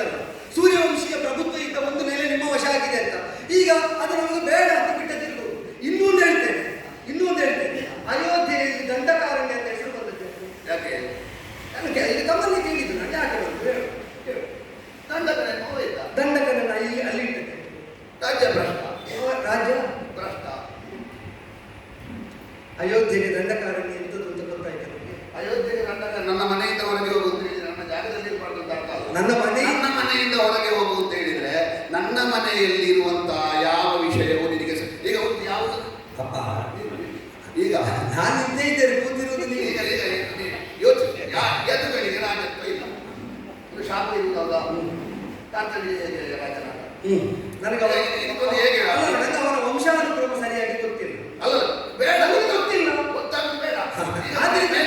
ಗೊತ್ತಿದ್ದರಲ್ಲೇ ಮಾತಾಡುವ. ಈಗ ಎದುಗಳಿಗೆ ರಾಜತ್ವ ಇಲ್ಲ ಎನ್ನುವ ವ್ಯಾಪ್ತಿ ಇಡೀ ಊರಿನಲ್ಲಿ ಇಲ್ಲ ಅಂತ ಇಲ್ಲಲ್ಲ. ಅಲ್ಲಿ ನಾವು ಕೇಳಿ ತಿಳಿದ ಹಾಗೆ ಪೈತೃಕವಾಗಿ ಅಪ್ಪನಿಂದ ಮಗನಿಗೆ ತಾನಾಗಿ ಹೋಗುವ ಅಧಿಕಾರವನ್ನು ನಿರಾಕರಿಸಿದ್ದು ಬಿಟ್ಟರೆ ಸ್ವಸ್ಥಾಪನೆ ಮಾಡಬಹುದಾದ ರಾಜ್ಯಕ್ಕೆ ಆ ಶಾಪ ಅನ್ವಯ ಅಲ್ಲ ಅಂತ ನನ್ನ ಮತೀಯ ಮಿತಿಯ ಗ್ರಹಿಕೆ. ಹೀಗೆ ರಾಜ್ಯವಾಗಿರಲಾದ ಮೇಲೆ ತಾನಾಗಿ ತನ್ನ ಸಾಮರ್ಥ್ಯದಿಂದ ಒಂದು ರಾಜ್ಯವನ್ನು ವಶೀಕರಿಸಿ ಇಲ್ಲಿಗೆ ನಾನು ರಾಜ ಅಂತ ಸ್ಥಾಪನೆ ಮಾಡಿದೆ. ಆ ಶಾಪ ಅನ್ವಯ ಆದ ಹಾಗೆ ಇಲ್ಲ ಇತಿಹಾಸದಲ್ಲಿ. ಇಲ್ಲಿ ಕೂಡ ಅಯೋಧ್ಯೆಯಿಂದ ನೀನು ರಾಜ್ಯ ಭ್ರಷ್ಟ ಅಂತ ಹೇಳಿದ್ರೆ ಪಿತ್ರಾರ್ಜಿತವಾಗಿ ಬರುವ ಅಯೋಧ್ಯೆಯ ಸಿಂಹಾಸನದಿಂದ ಹೊರಗೆ ಅಯೋಧ್ಯೆಗೆ ಸಂಬಂಧ ನೀವು ಅದನ್ನು ನೀವಾಗಿ ಕ್ಲಿಷ್ಟ ಮಾಡಿ ಹೋಗ್ತಾ ಇದ್ದೀರಿ ಅಲ್ಲ. ಅದು ರಾಮ ಶೈಲಿ, ನನಗೆ ಆಕ್ಷೇಪ ಎಲ್ಲ ಹೇಳಿದೆ. ಯಾಕೆ ಹೇಳ್ತೇನೆ ಅಂದ್ರೆ ನನ್ನ ಮನೆಯಲ್ಲಿ ಇವ ಅಪಾಯಕ, ಆದ್ದರಿಂದ ಇವ ಮನೆಯಲ್ಲಿರಬಾರದು, ಇವನಿಂದ ಭವಿಷ್ಯದಲ್ಲಿ ಅಪಾಯ ಆಗುತ್ತದೆ ಅಂತ ಅವನಿಗಾಗಿ ಒಂದು ನೆಲೆಯನ್ನು ಮನೆಗಿಂತ ಬಾಹಿರವಾಗಿ ಕಲ್ಪಿಸಿದೆ. ಈಗ ಆ ಮನೆಯಲ್ಲಿ ಬಂದು ಅವನ ಜೊತೆಯಲ್ಲಿರುವುದೋ ಆ ನೆಲೆಯಲ್ಲಿಯೇ ವಾಸಿಸುವವರು ಎಲ್ಲಿ ನಿಂತಾಗ ಸೂರ್ಯವಂಶೀಯ ಪ್ರಭುತ್ವದ ಅರಮನೆಯ ಪರಿಧಿಯ ಒಳಗೆ ಇರಬೇಕಾದವನು ಇರತಕ್ಕವನಲ್ಲ, ಅವನನ್ನು ನಿರಾಕರಿಸಿ ಕೊಡ ಮಾಡಿದ ರಾಜ್ಯವನ್ನು ನೆಲೆ ವ್ಯಾಪ್ತಿಗೊಳಿಸ್ತಾ ಇದ್ದ ಸಿಂಹಾಸನದ ಅಧಿಕಾರದ ಪರಿಧಿಯ ಒಳಗೆ ಅಂತ ಹೇಳಿದ್ರೆ ಕೇವಲ ಅವನಿಗೆ ಹೊಣೆಗಾರಿಕೆ ಇಲ್ಲ ಅಂತ ಮಾತ್ರ ಆಗಲಿ. ಈಗ ಅವನನ್ನು ಅಷ್ಟು ದೂರ ಮಾಡಿದ್ದೇನೆ. ಜಾತಕ ದೋಷ ಉಂಟು ಅಂತ ನಾನು ಕೇಳಿದ್ದೆ. ಸರಿ ಆಯ್ತಾ ಇರುವುದು ಅವನಿಗೆ ಇದ್ದದ್ದು ಜಾತಕ ದೋಷ ಮಾತ್ರ, ಬೇರೆ ಇತ್ತು.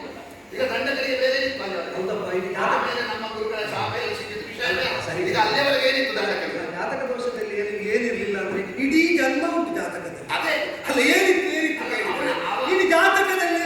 ಈಗ ಜನ್ಮಾದಿ ಮರಣ ಪರ್ಯಂತ ಸರ್ವವೂ ನಿಕ್ಷಿಪ್ತವಾಗಿರ್ತದೆ ಅಂತ ನಂಬುವವರಿಗೆ ಒಂದು ಬೇಡ. ನಿಮ್ಮಲ್ಲಿ ಕೇಳ್ತೇನೆ, ಜಾತಕ ದೋಷ ಮಾತ್ರ ಇದ್ದವರನ್ನು ಮನೆಯಿಂದ ಯಾರು ಹೊರಗಾಕಿದ್ರು? ಅದೇ ಜಾತಕ ದೋಷ ಇದ್ದ ಕಾರಣ ನೀವು ಹೇಳಿದಂತೆ ಬರೇ ಜಾತಕ ದೋಷ ಮನೆಯಿಂದ ಯಾಕೆ ಹೊರಗಾಕ? ಜಾತಕ ದೋಷದಿಂದ ಅವ ಯಾಕೆ ಹೊರಗಟ್ಟಲ್ಪಟ್ಟ ಅಂತ ಕೇಳಿದ್ರೆ ಅಯೋಧ್ಯೆಯ ಸಿಂಹಾಸನದ ಅವರು ಏನು ಮಣಿವಂತಿಕೆ ಅಂತ ಭಾವಿಸಿದ್ದಾರೋ ಅದಕ್ಕೆ ನಾಳೆ ಕಪ್ಪು ಕಲೆ ಆಗಕೂಡದು ಅಂತ ಹೊರಗಿಟ್ಟಂತೆ ಹೊರತು ಇಕ್ಷ್ವಾಕುವಿನ ಮಗದಂಡಕ ಅಲ್ಲ ಎನ್ನುವಂತ ಒಂದು ಯಾವುದೇ ರೀತಿಯಂತ ತಿರಸ್ಕಾರ ಹೊರಗಿಟ್ಟ. ಮತ್ತೆ ಸಿಂಹಾಸನ ಅವರಿಗೆ ನೀವೇ ಹೇಳಿದ್ದು ಸಿಂಹಾಸನಕ್ಕೆ ಕಳಂಕ ಬರಬಾರದು ಅಂತ ಹೊರಗಿಟ್ಟದ್ದು. ಮತ್ತೆ ಸಿಂಹಾಸನ ಅವನಿಗೆ ಹೋಗಿದೆ. ನೀವೇ ಹೇಳಿದ್ದು ಕೆಲಕ್ಷಣಗಳಿದೆ ಅವನಿಗೆ ಮನೆಯಿಂದ ಹೊರಗಿಟ್ಟ ಅಂತ ಬಿಟ್ರೆ ಅಧಿಕಾರ ಎಲ್ಲ ಅವನಿಗೆ ಬಂದಿದೆ ಅಂತ ನೀವೇ ಹೇಳಿದ್ದು. ಹೇಳಿಲ್ಲ ನಾನು ಸಿಂಹಾಸನ ಅವನಿಗೆ ಅಲ್ಲ ಅಂತ ಹೇಳಿದ್ದ, ಅವನಿಗೆ ಅಂತ ಹೇಳಿದ್ದಾರೆ. ಸಿಂಹಾಸನದ ಯಾವ ಮಡಿವಂತಿಕೆ ಉಂಟೋ ಅದಕ್ಕೆ ಕಪ್ಪು ಕಲೆ ಬರಕೂಡದು ಅಂತ ಹೊರಗಿಟ್ಟ. ಅದನ್ನೇ ನಾನು ಹೇಳ್ತಾ ಇರುವುದು. ಸಿಂಹಾಸನಕ್ಕೋ ಪ್ರಭುತ್ವಕ್ಕೋ ಅರಮನೆಗೋ ಸಂಸಾರ ಬಾಧಕನಾಗಬಹುದಾದವನನ್ನು ಜಾತಕ ನೋಡಿ ದೂರೀಕರಿಸಿ ಕಲ್ಪಿಸಿರಬಹುದಾದ ನೆಲೆ ಅಯೋಧ್ಯೆಯ ಸಮೃದ್ಧಿಯ, ಅಯೋಧ್ಯೆಯ ಶಾಂತಿಯ, ಅಯೋಧ್ಯೆಯ ಮಾಂಗಲ್ಯದ ಪರಿಧಿಗಿಂತ ಹೊರಗೆ ಅಂತ ಅವರೇ ಪರಿಭಾವಿಸಿರುವಾಗ ದಂಡಕಾರಣ್ಯದ ತನಕ ಅಯೋಧ್ಯೆಯ ವಿರೋಧಿಗಳಾದ ರಾವಣನೋ ರಾವಣಾನುಚರರೋ ಬಂದರು ತಮ್ಮ ಮನೆಗಿಂತ ಹೊರಗೆ ಅಮಂಗಲಕರವಾದದ್ದು, ಅಶಾಂತಿಪ್ರದವಾದದ್ದು ಅಥವಾ ವಿರೋಧಾತ್ಮಕವಾದದ್ದು ನೆಲೆಯಾಗಿದೆ ಅಂತ ಸೂರ್ಯವಂಶದವರು ಸಮಾಧಾನ ಮಾಡಿಕೊಂಡ್ರೆ ಅದರಲ್ಲಿ ನನಗೆ ಆಶ್ಚರ್ಯ ಕಾಣುವುದಿಲ್ಲ. ಅಯ್ಯ, ಅವರನ್ನು ಹೊರಗಿಟ್ಟದ್ದು ಅಂತ ಹೇಳಿದ್ರೆ ನಗರ ಪ್ರದೇಶದಿಂದ ಹೊರಗಿಟ್ಟದ್ದು ಪುಣ್ಯಾತ್ಮ. ಆ ಕಾಡು ಅವರಿಗೆ ಸಂಬಂಧಿಸಿದ್ದಲ್ಲ ಅಂತ ಅರ್ಥ ಅಲ್ಲ. ಇಕ್ಷ್ವಾಕುಗಳಿಗೆ ವನ, ಶೈಲ, ಕಾನನ ಎಲ್ಲವೂ ಸಂಬಂಧಿಸಿದೆ. ಈಗ ಇಕ್ಷ್ವಾಕು, ಈಗ ನೀನು ಹೇಳಿ ನಾನು ಹೋಗ್ತೇನೆ ಅಂತ ಅಲ್ಲ, ಈಗ ನೀನು ಹೇಳಿದ ನ್ಯಾಯ ಇಲ್ಲ. ಇಕ್ಷ್ವಾಕು ವಂಶಕ್ಕೆ ಸಂಬಂಧಿಸಿದ ವಿಷಯ. ಈಗ ಕಾಡು ಮನೆ ಅಲ್ಲ, ಹೌದಾ? ಅಷ್ಟೇ. ಅದಕ್ಕೆ ಅದರ ಮೇಲೆ ಅಧಿಕಾರ ಇಲ್ಲ ಅಂತ ಮನೆಯಿಂದ ಹೊರಗೆ ಹೋಗು ಅಂತ ಹೇಳಿದ್ರೆ ಕಾಡಿಗೆ ಹೋಗು ಅಂತ ಇರುವುದು ವಿಷಯ. ಆ ಕಾಡಿನಲ್ಲಿ ನನ್ನ ಅಧಿಕಾರ ಇಲ್ಲ ಅಂತ ಅರ್ಥ. ನಾನು ಹೇಳಿದ್ದಷ್ಟೇ, ಸೂರ್ಯವಂಶದ ಕಾಡನ್ನು ವಶಪಡಿಸಿಕೊಂಡಿದ್ದೀರಿ ಬಿಟ್ಟರೆ ಮನೆ ಮುಟ್ಲಿಕ್ಕೆ ಆಗಲಿಲ್ಲ ಅಂತ ಅಷ್ಟೇ ಹೇಳಿದ್ದು ನಾನು. ಈಗ ಸೂರ್ಯವಂಶಕ್ಕೆ ಸಂಬಂಧಿಸಿದ ಕಾಡನ್ನು ಕಡಿದಾಗ ಸೂರ್ಯವಂಶದವ ಕೇಳದೇ ಇದ್ರೆ ಅವರ ಆಳ್ವಿಕೆಯಲ್ಲಿ ಬಂದಿದ್ದಾನೆ ಅಂತ ನಾನು ಹೇಳಿದ್ದೆ. ಸೂರ್ಯವಂಶೀಯವಾದ ಪ್ರಭುತ್ವ ಅಂದ್ರೆ ಮೃಗಪಕ್ಷಿ ಮನುಷ್ಯರು ಎಲ್ಲಾ ರಾಜ್ಯದಲ್ಲೂ ಇರ್ತಾರೆ. ಎಲ್ಲಾ ರಾಜ್ಯದಲ್ಲೂ ಎಲ್ಲಾ ರಾಜರ ಅಧೀನದಲ್ಲೂ ಇದ್ದಾರೆ. ಈ ಮಾತು ಹೇಗೆ ಅನ್ವಯ ಆಗ್ತದೆ? ಹೇಗೆ ಹೇಗೆ ಅಲ್ಲ ಹೇಳು. ಹಾಗಾದ್ರೆ ಆ ಯಾವ ರಾಜನ ಅಧೀನದಲ್ಲಿದ್ದರು ಅವರಿಗೆ ಅನ್ಯಾಯ ಆಗಿದೆ ಅಂತ ಅವರಾಗಿ ಬಂದು ನಿವೇದಿಸಿಕೊಂಡಾಗ ಅವರಿಗೆ ನ್ಯಾಯ ಒದಗಿಸಿಕೊಡುವಲ್ಲಿ ಪರ್ಯಾಪ್ತವಾದ ಈಗ ಅಯೋಧ್ಯೆಯ ವ್ಯಾಪ್ತಿಯಲ್ಲಿ ಇದನ್ನು ನಾವು ಒಪ್ಪಿದರೆ ನಿಮ್ಮ ಅಧೀನದಲ್ಲಿದ್ದ ದಂಡಕಾರಣ್ಯದಲ್ಲೂ ಧರ್ಮಕರ್ಮಾಚರಣೆ ಅಬಾಧಿತವಾಗಿ ಯಾಗ ಯಜ್ಞ ತಪಸ್ಸು ದಾನಾದಿಗಳು ನಿರಂತರವಾಗಿ ನಡೆಯುತ್ತಾ ಇರುವಾಗ ಅಲ್ಲಿಂದ ದೂರು ಹೋಗದೇ ಇರುವಾಗ ದಂಡಕಾರಣ್ಯವಾಸಿಗಳಾದ ಋಷಿಮುನಿಗಳಿಂದ ಅಲ್ಲಿಗೆ ದೂರು ಹೋಗದೇ ಇರುವಾಗ ಅವರ ಪ್ರಭುತ್ವಕ್ಕೆ ಬಾಧಕ ಇಲ್ಲ.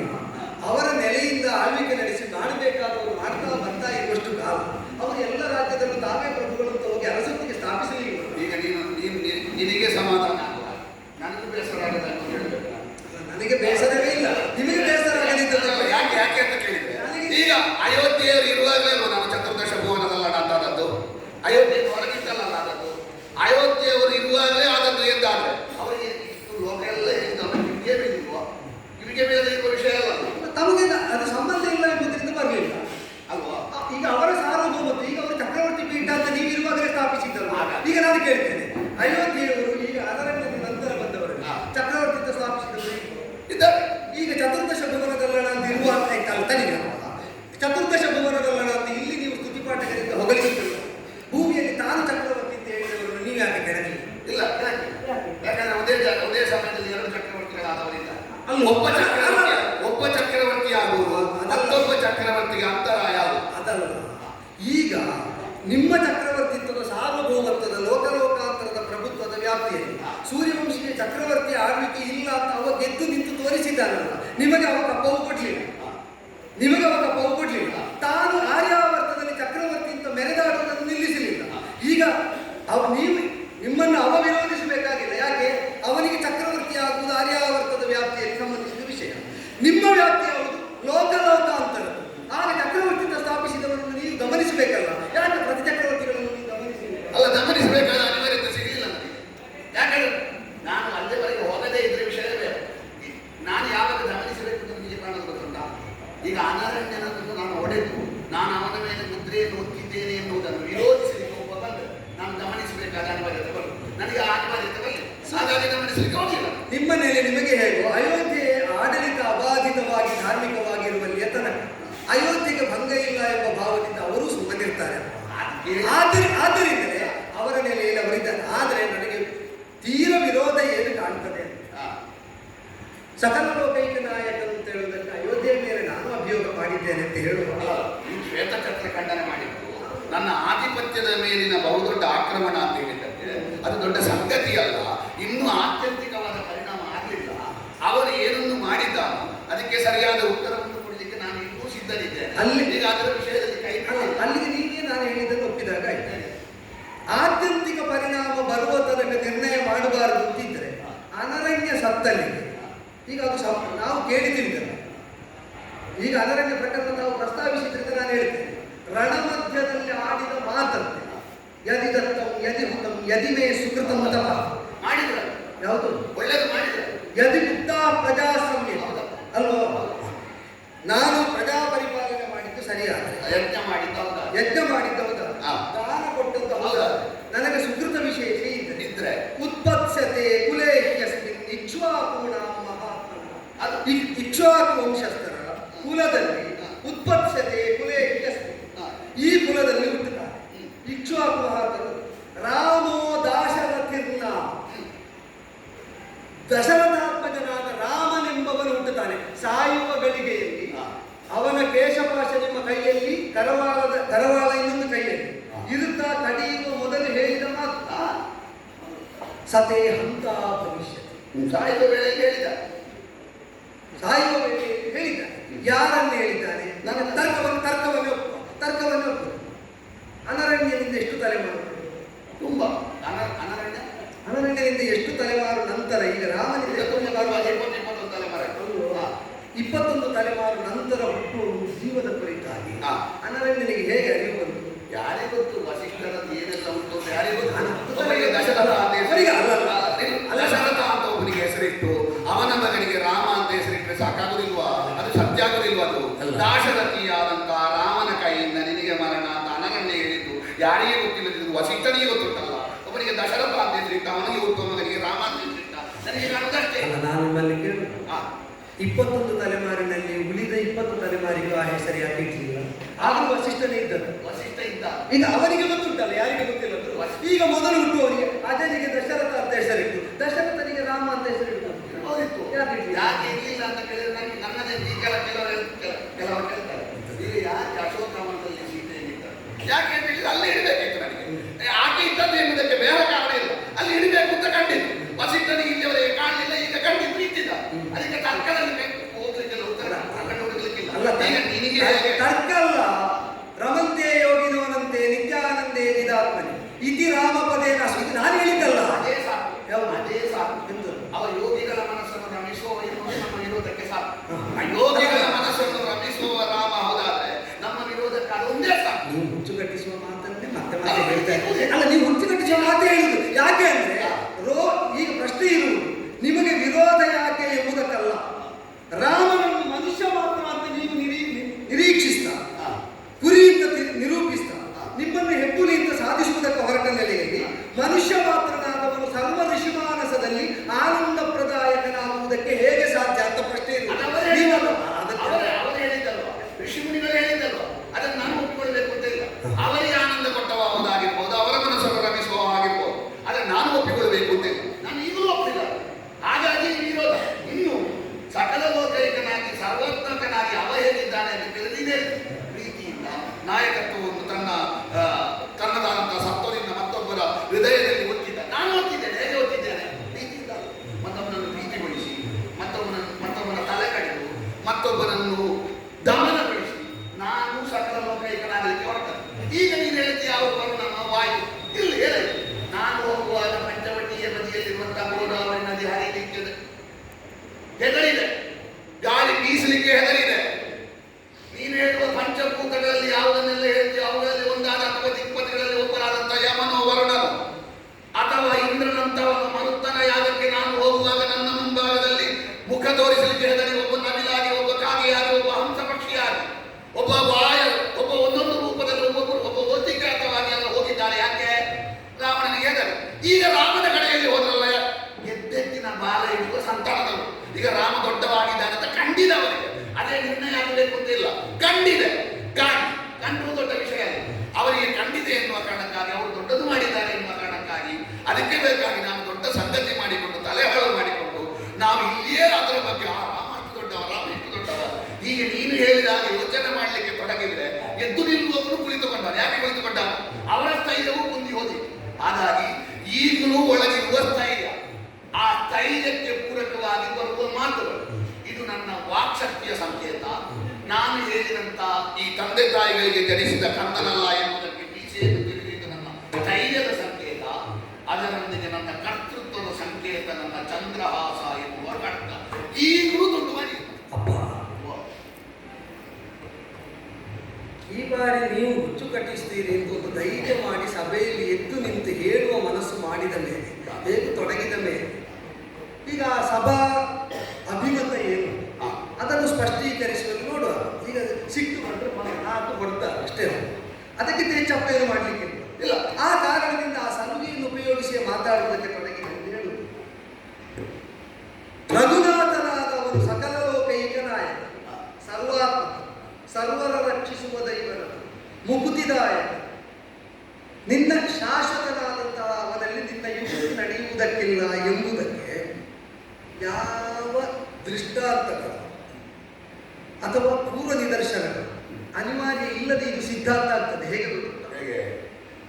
ನಾನು ಹೇಳಿದ ಇಷ್ಟು ವಿಷಯ ರಾಮನಲ್ಲ ಅಂತ ರಾಮಪಾಳೆಯದಿಂದ ಒಬ್ಬನಾದರೂ ಹೇಳ್ತಾನೆ? ಹೇಳಲಿಕ್ಕಿಲ್ಲ. ಇದನ್ನು ಒಪ್ಪಿದ್ದ. ಈಗ ನಾನು ಹೇಳಿದ ಇಷ್ಟು ವಿಷಯವ ರಾಮ ಹೌದು ಅಂತ ಒಪ್ಪಿದವರೇ 77 ಕೋಟಿ, ಅಂದ್ರೆ 77 ವರ್ಗದ. ಹೇಳಲಿಕ್ಕಿಲ್ಲ ಎನ್ನುವುದಕ್ಕೆ ಮತ್ತೊಂದು ಕಾರಣ. ಅವುಗಳು ಒಟ್ಟಾಗಿ 1 ವರ್ಷ ಆಗಿದೆ. ನನ್ನಾಗಿ 50 ಲಕ್ಷ ವರ್ಷ ಒಟ್ಟಾಗಿ ನಾಳೆ ಹೇಗೆ ಮೊದಲೆಲ್ಲ ಚಂದವೇ ಕಾಣುದು. ನಿಮಗೆ ಸ್ವಲ್ಪ ವರ್ಷ ಹೋಗುವಾಗ ಸರಿ ಇಲ್ಲ ಅಂತ ಕಾಣ್ತದೆ. ಹಾಗೆ ನಮಗೆ ಇಷ್ಟ ಇಲ್ಲದ ಯಾರಾದರೂ ಮಾಡುವಾಗ ಅದು ಮಾಡಿದ್ದನ್ನು ನಿರಾಕರಿಸಲಿಕ್ಕೆ ಆಗುವುದಿಲ್ಲ. ಮತ್ತು ಅದಕ್ಕೆ ಏನಾದರೂ ಒಂದು ಅಪಾರ್ಥ ವ್ಯಾಖ್ಯಾನ ಮಾಡುವುದು. ಯಾಕೆಂದ್ರೆ ನಾವು ಒಪ್ಪಬೇಕು. ಒಪ್ಪಿದ ಮೇಲೆ ಅದಕ್ಕೆ ಏನಾದರೂ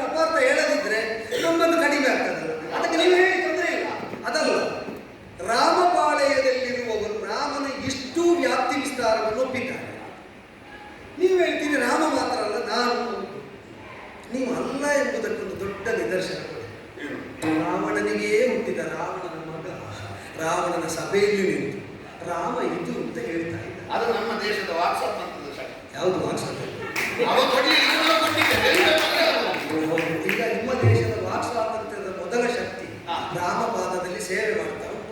ಅದಕ್ಕೆ ವಿಭೀಷಣ ಅಂತ ಹೆಸರು. ನಿಮ್ಮ ದೇಶದ ವಾಕ್ ಸ್ವಾತಂತ್ರ್ಯದ ಶಕ್ತಿ ನೂಕಿರಲ್ಲವ ಅಂತ ಹೇಳಿದ್ದು. ಇಲ್ಲಿಯವರೆಗೆ ಆದ ಸೋಲಿಗೆ ಕಾರಣ ರಾಮಬಲ ಅಲ್ಲ, ನಮ್ಮ ದೇಶದಲ್ಲಿರುವಂತಹ ವಾಕ್ ಸ್ವಾತಂತ್ರ್ಯದ ಶಕ್ತಿ. ಈ ಬಾರಿ ಒಂದು ಉಂಟ ನಿಮಗೆ ಮುಖ ಹತ್ತಿರಬಹುದು. ನೀವು 10 ನಾಲಿಗೆಯಿಂದ ಒಟ್ಟು ಮಾತಾಡಿದ್ದನ್ನು ನಾನು ಕೇಳ್ತೇನೆ ಅಂತಲ್ಲ, ನನಗೆ ಸ್ಪಷ್ಟ ಮಾತಾಡಿದ್ದನ್ನು ಕೇಳಬೇಕು ಅಂತ ತೊಡಗಿದ್ದು ಬಿಟ್ರೆ ಸುಮ್ಮನೆ ವಾಕ್ ಸ್ವಾತಂತ್ರ್ಯದ ಶಕ್ತಿ. ಯಾವ ವಾಕ್ ಸ್ವಾತಂತ್ರ್ಯ? ಅಲ್ಲ, ಈಗ ರಾವಣ ಪಾಳೆಯದಲ್ಲಿ ವಾಕ್ ಸ್ವಾತಂತ್ರ್ಯದಲ್ಲಿ ಯಾರಿಗೆ ಶಕ್ತಿ ಕೊಟ್ಟದ್ದು?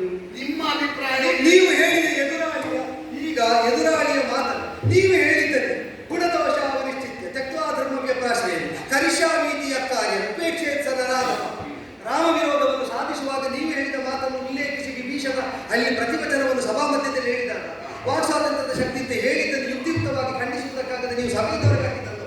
ಅವ ಹೇಳಿದ ಮಾತನ್ನು ಮಾತಾಡಬೇಡ ಅಂತ ಹೇಳಿದ್ದೇನೆ ನಾನು. ಅವನ ಅಭಿಪ್ರಾಯವನ್ನು ಕೇಳಿದ್ದೇನೆ, ನನ್ನ ನಿರ್ಣಯವನ್ನು ಹೇಳುವಾಗ ನಮ್ಮಿಂದ ಹೊರಗೆ ಅಂತ ಹೇಳಿದ್ದೇನೆ. ಅವ ಹೇಳಿದ್ದನ್ನು ಮಾಡ್ಲಿಕ್ಕಾಗಲಿಲ್ಲ ಅಂತ ಹೇಳಿದ್ದು ನಾನು. ಹೌದು, ನಮಗೆ ಇಷ್ಟ ಅಲ್ಲ ಅಂತ ಹೇಳುವಾಗ ಎಲ್ಲ ಹೇಳಿಕ್ಕೆ ಬಿಟ್ಟು ಮತ್ತೆ ಇದನ್ನು ಇನ್ನು ಹೇಳಿದ್ರೆ ಜಾಗ್ರತೆ ಅಂತ ಹೊರಗೆ ಹಾಕಿದ್ರೆ ವಾಕ್ ಸ್ವಾತಂತ್ರ್ಯ ಅಂತ ಇಂಥದ್ದನ್ನು ಹೇಳಿದ್ದು ಬಿಡುವುದಿಲ್ಲ ಕೆಲವು ಕಡೆ. ಅದು ಬಿಡಿ. ಈಗ ನಾನು ಅಂತವರದ್ದು ಮಾತಾಡ್ತಾ ಇರುವುದಲ್ಲ, ಅದು ತಪ್ಪು ಆದ್ರೆ ಇದು ಸರಿ ಅಂತ ಆಗುದಿಲ್ಲ. ಅದು ತಪ್ಪೆ ಇದು ತಪ್ಪೆ. ಯಾವುದು ಅಂತಂದ್ರೆ ಅಭಿಪ್ರಾಯ ಹೇಳಿದ ಮೇಲೆ ನಮಗೆ ಪ್ರತಿಕೂಲ ಅಂತ ಕಂಡಾಕ್ಷಣದಲ್ಲಿ ಮಗನಿಂದ ಉತ್ತರ ಹೇಳಿಸುವುದು, ಸಭೆಯಿಂದ ಹೊರಗೆ ಹಾಕಿಸುವುದು. ಅದು ಈಗ ಅಭಿಪ್ರಾಯ ಸ್ವಾತಂತ್ರ್ಯ ಅಂದ್ರೆ ಎಂಥದ್ದು? ಅದು ಇದ್ದದ್ದು ರಾಮ ಬಂದ ಮೇಲೆ ನಾಶ ಆಗಿದೆ ಈ ರಾಜ್ಯದಲ್ಲಿ. ಶಿವಭಕ್ತನಾದ ಅಸಾಮಾನ್ಯವಾದ ಕೋಟಿ ಶಿವಾಲಯಗಳನ್ನು ಸ್ಥಾಪಿಸಿದಂತಹ ಪರಮಶೈವನಾದ ರಾವಣೇಶ್ವರನ ನಾಡಿನಲ್ಲಿ ಅಷ್ಟಾಕ್ಷರಿಯ ಮಂತ್ರ ಅನವರತವಾಗಿ ಅಸ್ಥಗಿತವಾಗಿ ಒಳಗ್ತಾ ಇತ್ತು. ಅದು ಅಭಿವ್ಯಕ್ತಿ ಸ್ವಾತಂತ್ರ್ಯ, ಅದು ವಾಕ್ ಸ್ವಾತಂತ್ರ್ಯ, ಅದು ಕರ್ಮ ಸ್ವಾತಂತ್ರ್ಯ, ಅದು ನಾಶವಾದದ್ದು. ಈಗ ಆಯ್ತು, ರಾಮನನ್ನು ಒಪ್ಪಿಕೊಂಡು ಇಲ್ಲೇ ಇರು, ನಾನು ನನ್ನಷ್ಟಕ್ಕೆ ಪ್ರವೃತ್ತನಾಗಿದ್ದೇನೆ, ಮುಗಿಬೇಕಿತ್ತು, ಅದು ಮುಗಿಲಿಲ್ಲ, ಅದನ್ನು ಹೊರಗೆ ಹಾಕಿದ್ದೇನೆ. ಆಮೇಲೆ ಹೋದ ಮೇಲೆ ನಾನು ಸಭೆಯಿಂದ ಮಾತ್ರ ಹೊರಗೆ ಹಾಕಲಿಕ್ಕೆ ಹೇಳಿದ್ದು, ರಾಜ್ಯದಿಂದಲ್ಲ ಅಂತ ಅದಕ್ಕೆ ಅಪವ್ಯಾಖ್ಯಾನ ಮಾಡಿದ್ದೀನಿ. ಇಲ್ಲ, ಅದು ನನ್ನದೇ ವ್ಯಾಖ್ಯಾನ. ನಾನು ಸಭೆಯಿಂದ ಹೊರಗೆ ಹೋಗುತ್ತೇ ರಾಜ್ಯದಿಂದ ಹೊರಗೆ ರಾಜ್ಯದಿಂದ ಹೊರಗೋದ ಮೇಲೆ ಹೇಳಿದಾಗ ನೀವು ನಡೀಲಿಕ್ಕೆ ಜನ ಕಳಿಸಿದ್ದೇವೆ. ಅಲ್ಲ, ರಾಜ್ಯದಿಂದ ಹೊರಗೆ ಹೋಗಿ ಅಲ್ಲೇ ಹೇಳಿದ್ದು. ಈಗ ರಾಜ್ಯದಿಂದ ಹೊರಗೆ ರಾಜ್ಯದಿಂದ ಹೊರಗೆ ಹೋಗುವುದು ಹೇಳಿದ್ರೆ ನಾವು ಇದನ್ನು ಮಾತಾಡಿದ್ದು ಈ ಸಭೆ ಮಾತಾಡಿದ್ದೇವೆ. ಈಗ ನೀವು ಸಭೆಯಿಂದ ಹೊರಗೆ ಹೋಗುವಂತ ಮಾತ್ರ ಹೇಳಿ, ರಾಜ್ಯದಿಂದ ಸಭೆಯಿಂದ ಹೊರಗೆ ಸಭೆಯಿಂದ ಹೊರಗೆ ಹೋಗುತ್ತಾ. ಈಗ ನಾನು ನೀವು ಹೇಳಿದ್ದನ್ನು ಹೇಳ್ಬೋದು, ಹೇಳಿದ್ರೆ ಸ್ವಲ್ಪ ಕೇಳ್ತೀರಾ? ಯಾಕೆ ಸಭೆಯಿಂದ ಹೊರಗೆ ಹೋಗಿ ಅಂತ ಹೇಳಿದ ಮೇಲೆ ರಾಜ್ಯದಲ್ಲಿ ಇರಬಹುದು, ಸಭೆಯಲ್ಲಿ ಇರಬಾರದು ಅಂತ ಮಾತ್ರ ಅರ್ಥ. ಅವ ಆಕಾಶದಲ್ಲಿ ಹೇಳಿದ್ದನ್ನು ರಾಜ್ಯದ ಒಳಗೆ ಹೇಳ್ತಾ ಇದ್ದ. ಈಗ ಅದನ್ನು ಸಾಮಾನ್ಯ ಜಾಗದಲ್ಲಿ ಕಲ್ಪಿಸುವುದಕ್ಕಾಗ್ತದೆ. ಆಕಾಶದಲ್ಲಿ ಇರುವಾಗಲೇ ಹೊಡೆದಿದ್ದೀರಿ, ಊರಲ್ಲಿ ಬಿಡ್ತಿದ್ರ. ಈಗ ಅಭಿವ್ಯಕ್ತಿ ಸ್ವಾತಂತ್ರ್ಯ ಸುಮ್ಮನೆ ಅಪವ್ಯಾಖ್ಯಾನ ಅವ ಭಾವಿಸಿದ ರಾಜ್ಯದಲ್ಲಿದ್ದರೆ ನನ್ನನ್ನು ಇದನ್ನು ಹೇಳಲಿಕ್ಕೆ ಬಿಡುವುದಿಲ್ಲ ಅಂತ ಆಕಾಶದಲ್ಲಿ ಎತ್ತುಕೊಂಡು ಹೇಳಿದ. ಅದು ಅವಾಗ ಅರ್ಥ ಮಾಡಿಕೊಂಡದರ ದೌರ್ಬಲ್ಯ ಹೊರತು ನನ್ನ ವ್ಯಾಖ್ಯಾನದ ಅಲ್ಲಪ್ಪ. ನೀವೀಗ ರಾಜ್ಯದಲ್ಲಿದ್ದರೆ ಏನು ಮಾಡ್ತಿದ್ದೆ? ಅವ ಹೀಗೆ ಆಕಾಶದಲ್ಲಿ ನಿಂತು ಹೇಳಿದ ಮಾತನ್ನು ಈಗ ಸತತ ಪ್ರಿಯವಾದಿಗಳಾದ ಸತತವಾಗಿ ಸುಲಭ ಪುರುಷಾಹ ರಾಜನ್ ಸತತಂ ಪ್ರಿಯವಾದಿನ ಅಪ್ರಿಯಸ್ಯ ಚ ಪಥ್ಯಸ್ಯ ವಕ್ತಾ ಶ್ರೋತಾ ಚ ದುರ್ಲಭ. ಅಪ್ರಿಯವಾದರು ಪಥ್ಯವಾಗುವಂತೆ, ಅಪ್ರಿಯವಾದರು ಪಥ್ಯವಾಗುವುದನ್ನು ಹೇಳುವ ವಕ್ತಾರನಾಗಲಿ ಕೇಳಬಲ್ಲವನಾಗಲಿ ದುರ್ಲಭರು. ಅದನ್ನೇ ನಿಮ್ಮ ವಾಕ್ ಸ್ವಾತಂತ್ರ್ಯಕ್ಕೆ ನೀವು ಕೊಟ್ಟ ಸ್ವಾತಂತ್ರ್ಯ ವಿಭೀಷಣ ವಿರಚಿಸಿದ ಭಾಷ್ಯ. ಅಪ್ರಿಯವಾದದ್ದನ್ನು ಕೇಳುವವರು ಇಲ್ಲಿಲ್ಲ, ಹೇಳುವವರು ಮೊದಲೇ ಇಲ್ಲ. ಹೇಳಿದ್ದನ್ನು ಕೇಳುವ ತಾಳ್ಮೆ ನಿನಗಿಲ್ಲ ಅಂದರೆ ನೀವು ಉಂಟು ಅಂತ ಹೇಳಿದ್ದೆ, ಇಲ್ಲಿ ಇರಲಿಲ್ಲ ಅಂತ ಹೇಳಿದ್ದು. ನಿಮ್ಮ ಕಾಲದಲ್ಲೇ ಯುವರಾಜನಾಗಿ ಪ್ರತಿಷ್ಠಿತನಾದ ವಿಭೀಷಣ. ನಾನು ಮುಂದೆ ವಿಭೀಷಣ ಇವತ್ತಿನವರೆಗೆ ಮೊನ್ನೆಯವರೆಗೆ ಇಲ್ಲಿ ಇದ್ದ ಅಂತ ಕೇಳಿದರೆ ಅವ ಹೇಳಿದ ಅಹಿತವಾದದ್ದನ್ನೆಲ್ಲ ಕೇಳಿಕೊಂಡು ನಾನು ತಾಳ್ಮೆಯಿಂದ ಕಾದದ್ದೇ ಸಾಕು. ಅವ ಮೊನ್ನೆ ಅಲ್ಲ, ನಿಜವಾಗಿ ಅವರನ್ನು ಯಾವಾಗ ಹೊರಗೆ ಹಾಕಬೇಕಿತ್ತು ಮಾತಾಡಿದ. ಅವ ಮಾತಾಡಿದರೆ ಹೇಳ್ತೀನಿ. ಈಗಲ್ಲ, ಮಧುದೈತ್ಯ ಕುಂಭೀರಸೆಯನ್ನು ಕೊಂಡೋಗುವಾಗ ಇವ ಜೀವ ಇದ್ದು ನಾನು ಬಂದ ಮೇಲೆ ನೀನು ಮಾಡಿದ್ದನ್ನು ಈಗ ತಿನ್ನುವುದು. ಅವತ್ತೇ ಹೊರಗೆ ಹಾಕಬೇಕಿತ್ತು ಅವನು. ಅವತ್ತು ಹೊರಗೆ ಹಾಕದೆ ತಾಳ್ಮೆಯಿಂದ ಸುಮ್ಮನಿದ್ದೆ ನಾನು. ಈ ಸಲ ಹೊರಗೆ ಹೋದದ್ದು ಯಾಕೆ ಅಂತ ಕೇಳಿದ್ರೆ ನನ್ನ ತಾಳ್ಮೆ ಕಟ್ಟೆ ಹೊಡೆಯಿತು.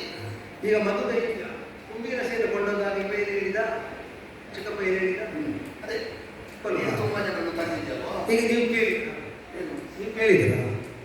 ಅಲ್ಲ ಹೇಳಿದ್ರೆ ಕೇಳಿ ಇಲ್ಲ ಮತ್ತೆ ಏನು ಮಾಡಿದ್ರಿ? ಅಲ್ಲ ಮದುವೆ ಇದ್ರಲ್ಲಿ ಹೋದೆ ನಾನು. ಅಲ್ಲಿ ಯಾರು ಅಲ್ಲಿ ಯಾರು ತರದು? ಅಲ್ಲ ಕುಂಬಿನ ಸಿಗಾಡ್ತದಲ್ಲ ನನ್ನ ಮಾಂಗಲ್ಯ. ಅಲ್ಲಿಗೆ ವಿಭೀಷಣ ಹೇಳಿದ ಮಾತು ಏನಾಯಿತು? ಏನಾಯ್ತು? ಸೋದರಿಯ ಮನಸ್ಸನ್ನರಿತ ಸೋದರನ ಮಾತಾಯಿತು. ನಿಮ್ಮ ಕೃತ್ಯ ಏನಾಯಿತು? ಅಲ್ಲ, ಒಡ ಹುಟ್ಟಿದವರ ಮನಸ್ಸು ತಿಳಿಯದೆ ಕಡಿದುಕೊಳ್ಳುವುದಕ್ಕೆ ಹೊರಟಂತಹ ಒಬ್ಬಾತ ಯಜಮಾನನ ಮಾತಾಯಿತು. ಈಗ ಕುಂಬಿನ ಸೀನು ಕೊಂಡೋಗುವವರು ಇವ ಆಗ್ಲೇ ವ್ಯವಸ್ಥೆ ಮಾಡಿಬಿಟ್ಟು ಸಮಾಲೋಚನೆ ಮಾಡಿಬಿಟ್ಟು ಇವ ಕೊಂಡೋಗುವವರಿಗೆ ಸುಮ್ಮನಿದ್ದು ನಾನು ಬಂದ ಮೇಲೆ ಕಾದು ಅವ ಕೊಂಡೋಗಿದ್ದಾನೆ ಅಂತ ಹೇಳ್ತಾರೆ. ಇವ ಯುವರಾಜನಾಗಿ ನೀವು ಒಳ್ಳೆಗಾಲಿಗೆ ಕೊಟ್ಟಲ್ಲ ನಮ್ಮ ತಿರುಗಾಟಕ್ಕೆ ಹೋಗಿ. ಈಗ ನಾವು ಅದನ್ನು ಗ್ರಹಿಸುವುದು ಹೇಗೆ ಅಂದರೆ, ಕೊಂಡು ಹೋಗುವುದು ಈಗ ರಾಕ್ಷಸಿ ವಿವಾಹ ಮನುಷ್ಯ ವರ್ಗದಲ್ಲೂ ಕೂಡ ಸ್ವೀಕೃತವಾದದ್ದು. ರಾಕ್ಷಸಿ ವಿವಾಹದಲ್ಲಿ ಬಲಾತ್ಕಾರದಿಂದಲೇ ಕನ್ಯಾಹರಣ ಆಗುವುದು. ಆದರೆ ರಾಕ್ಷಸಿ ವಿವಾಹದಲ್ಲಿ ಕನ್ಯಾಹರನಾಗಿ ಮದುವೆ ಆದ ಹೆಣ್ಣು ಮಗಳು ಸಂಸಾರದಲ್ಲಿ ಪ್ರತಿನಿತ್ಯ ಕಣ್ಣೀರಾಗ್ತಾಳೆ ಅಂತಿಲ್ಲ. ಅವ ಕೊಂಡೋದ ಕ್ರಮದಲ್ಲಿ ಮೆಚ್ಚಿ ಒಡಂಬಟ್ಟು ಕೈ ಹಿಡಿದು ಸುಖ ಸಂಸಾರ ಮಾಡಿದ್ದಕ್ಕೆ ಸಾವಿರ ನಿದರ್ಶನ ಸಿಗ್ತದೆ. ಆದ್ದರಿಂದ ಸೂಕ್ಷ್ಮಜ್ಞನಾದ ವಿಭೀಷಣ ಕುಂಭೀನಸಿಯ ಮನಸ್ಸನ್ನು ತಿಳಿದು ಹೇಗೂ ಪರಪುರುಷ ವಶಗತಳಾದಂತಹ ಹೆಣ್ಣು ಮಗಳನ್ನು ಅವನ ಆಶ್ರಯದಲ್ಲೇ ಬದುಕುವುದಕ್ಕೆ ಬಿಡುವುದು ಸಿಗಿತ ಮಾತ್ರ ಅಲ್ಲ, ತಡಿಬೇಕಾದ್ರೆ ಯಾವುದಕ್ಕೆ? ಆವತ್ತಿನಿಂದ ಇವತ್ತಿನ ತನಕ ಹೇಳ್ತಾ ಇರುವುದು ಪರದಾರಾಭಿಮರ್ಶ ಅರ್ಥಕ್ಷಯಕರಂ ಘೋರ ಪರದಾರಾಭಿಮರ್ಶನ. ನಮ್ಮ ಮನೆಯಲ್ಲಿದ್ದ ಹೆಣ್ಣು ಮಗಳ ಮೇಲೆ ಆ ಪರಪುರುಷನೊಬ್ಬ ಕೈ ಹಾಕಿ ಸೆಳೆದುಕೊಂಡು ಹೋಗುವಾಗ ಯಾಕಾಯಿತು ಅಂತ ಕೇಳಿದರೆ ವಿಭೀಷಣನ ಉತ್ತರ ಅದುವೇ, ನಾವು ಪರರ ಮನೆಯಲ್ಲಿದ್ದ ಹೆಣ್ಣು ಮಕ್ಕಳನ್ನೇ ಕಣ್ಣು ನೆಟ್ಟದ್ದು, ಅಲ್ಲಿಂದಲೇ ಕರೆತಂದದ್ದು.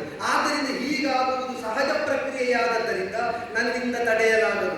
ಅದು ತನ್ನ ಉಣ್ಣುವ ಅನ್ನದಲ್ಲಿ ಶುದ್ಧಿಯನ್ನು ಕಾಪಿಡುವುದು ಹೇಗೆ ಅಂದರೆ, ಅವ ತಡೆಯುವುದಕ್ಕೂ ಇಲ್ಲ, ಉಣ್ಣುವುದಕ್ಕೂ ಇಲ್ಲ.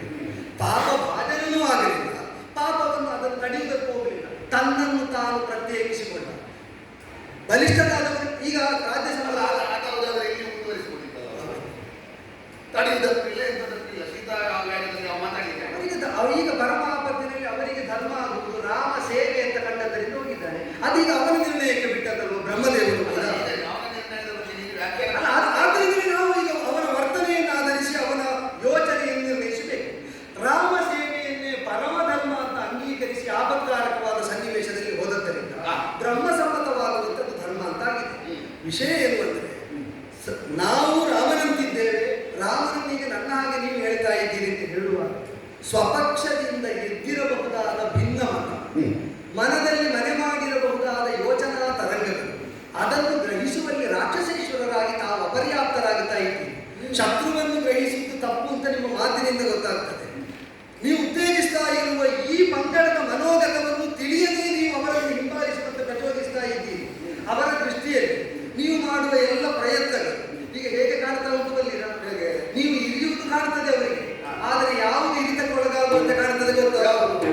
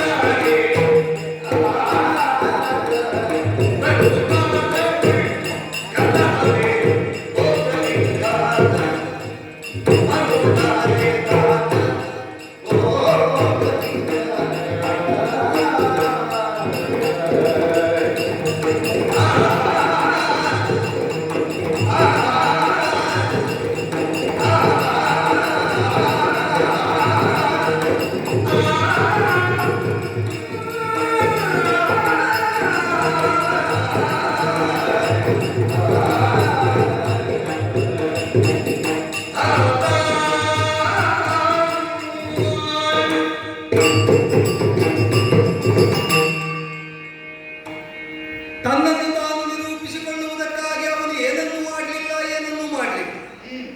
ಸ್ಥಾಪಿತ ಚರಿತ್ರರಾದ ನೀವು ನಿಮ್ಮನ್ನೇ ಪುನರ್ರೂಪಿಸಿಕೊಳ್ಳಬೇಕಾದ ಅನಿವಾರ್ಯತೆಗೆ ಒಳಗಾದ ದಯನೀಯ ಅವಸ್ಥೆಯಲ್ಲಿದ್ದೀರ.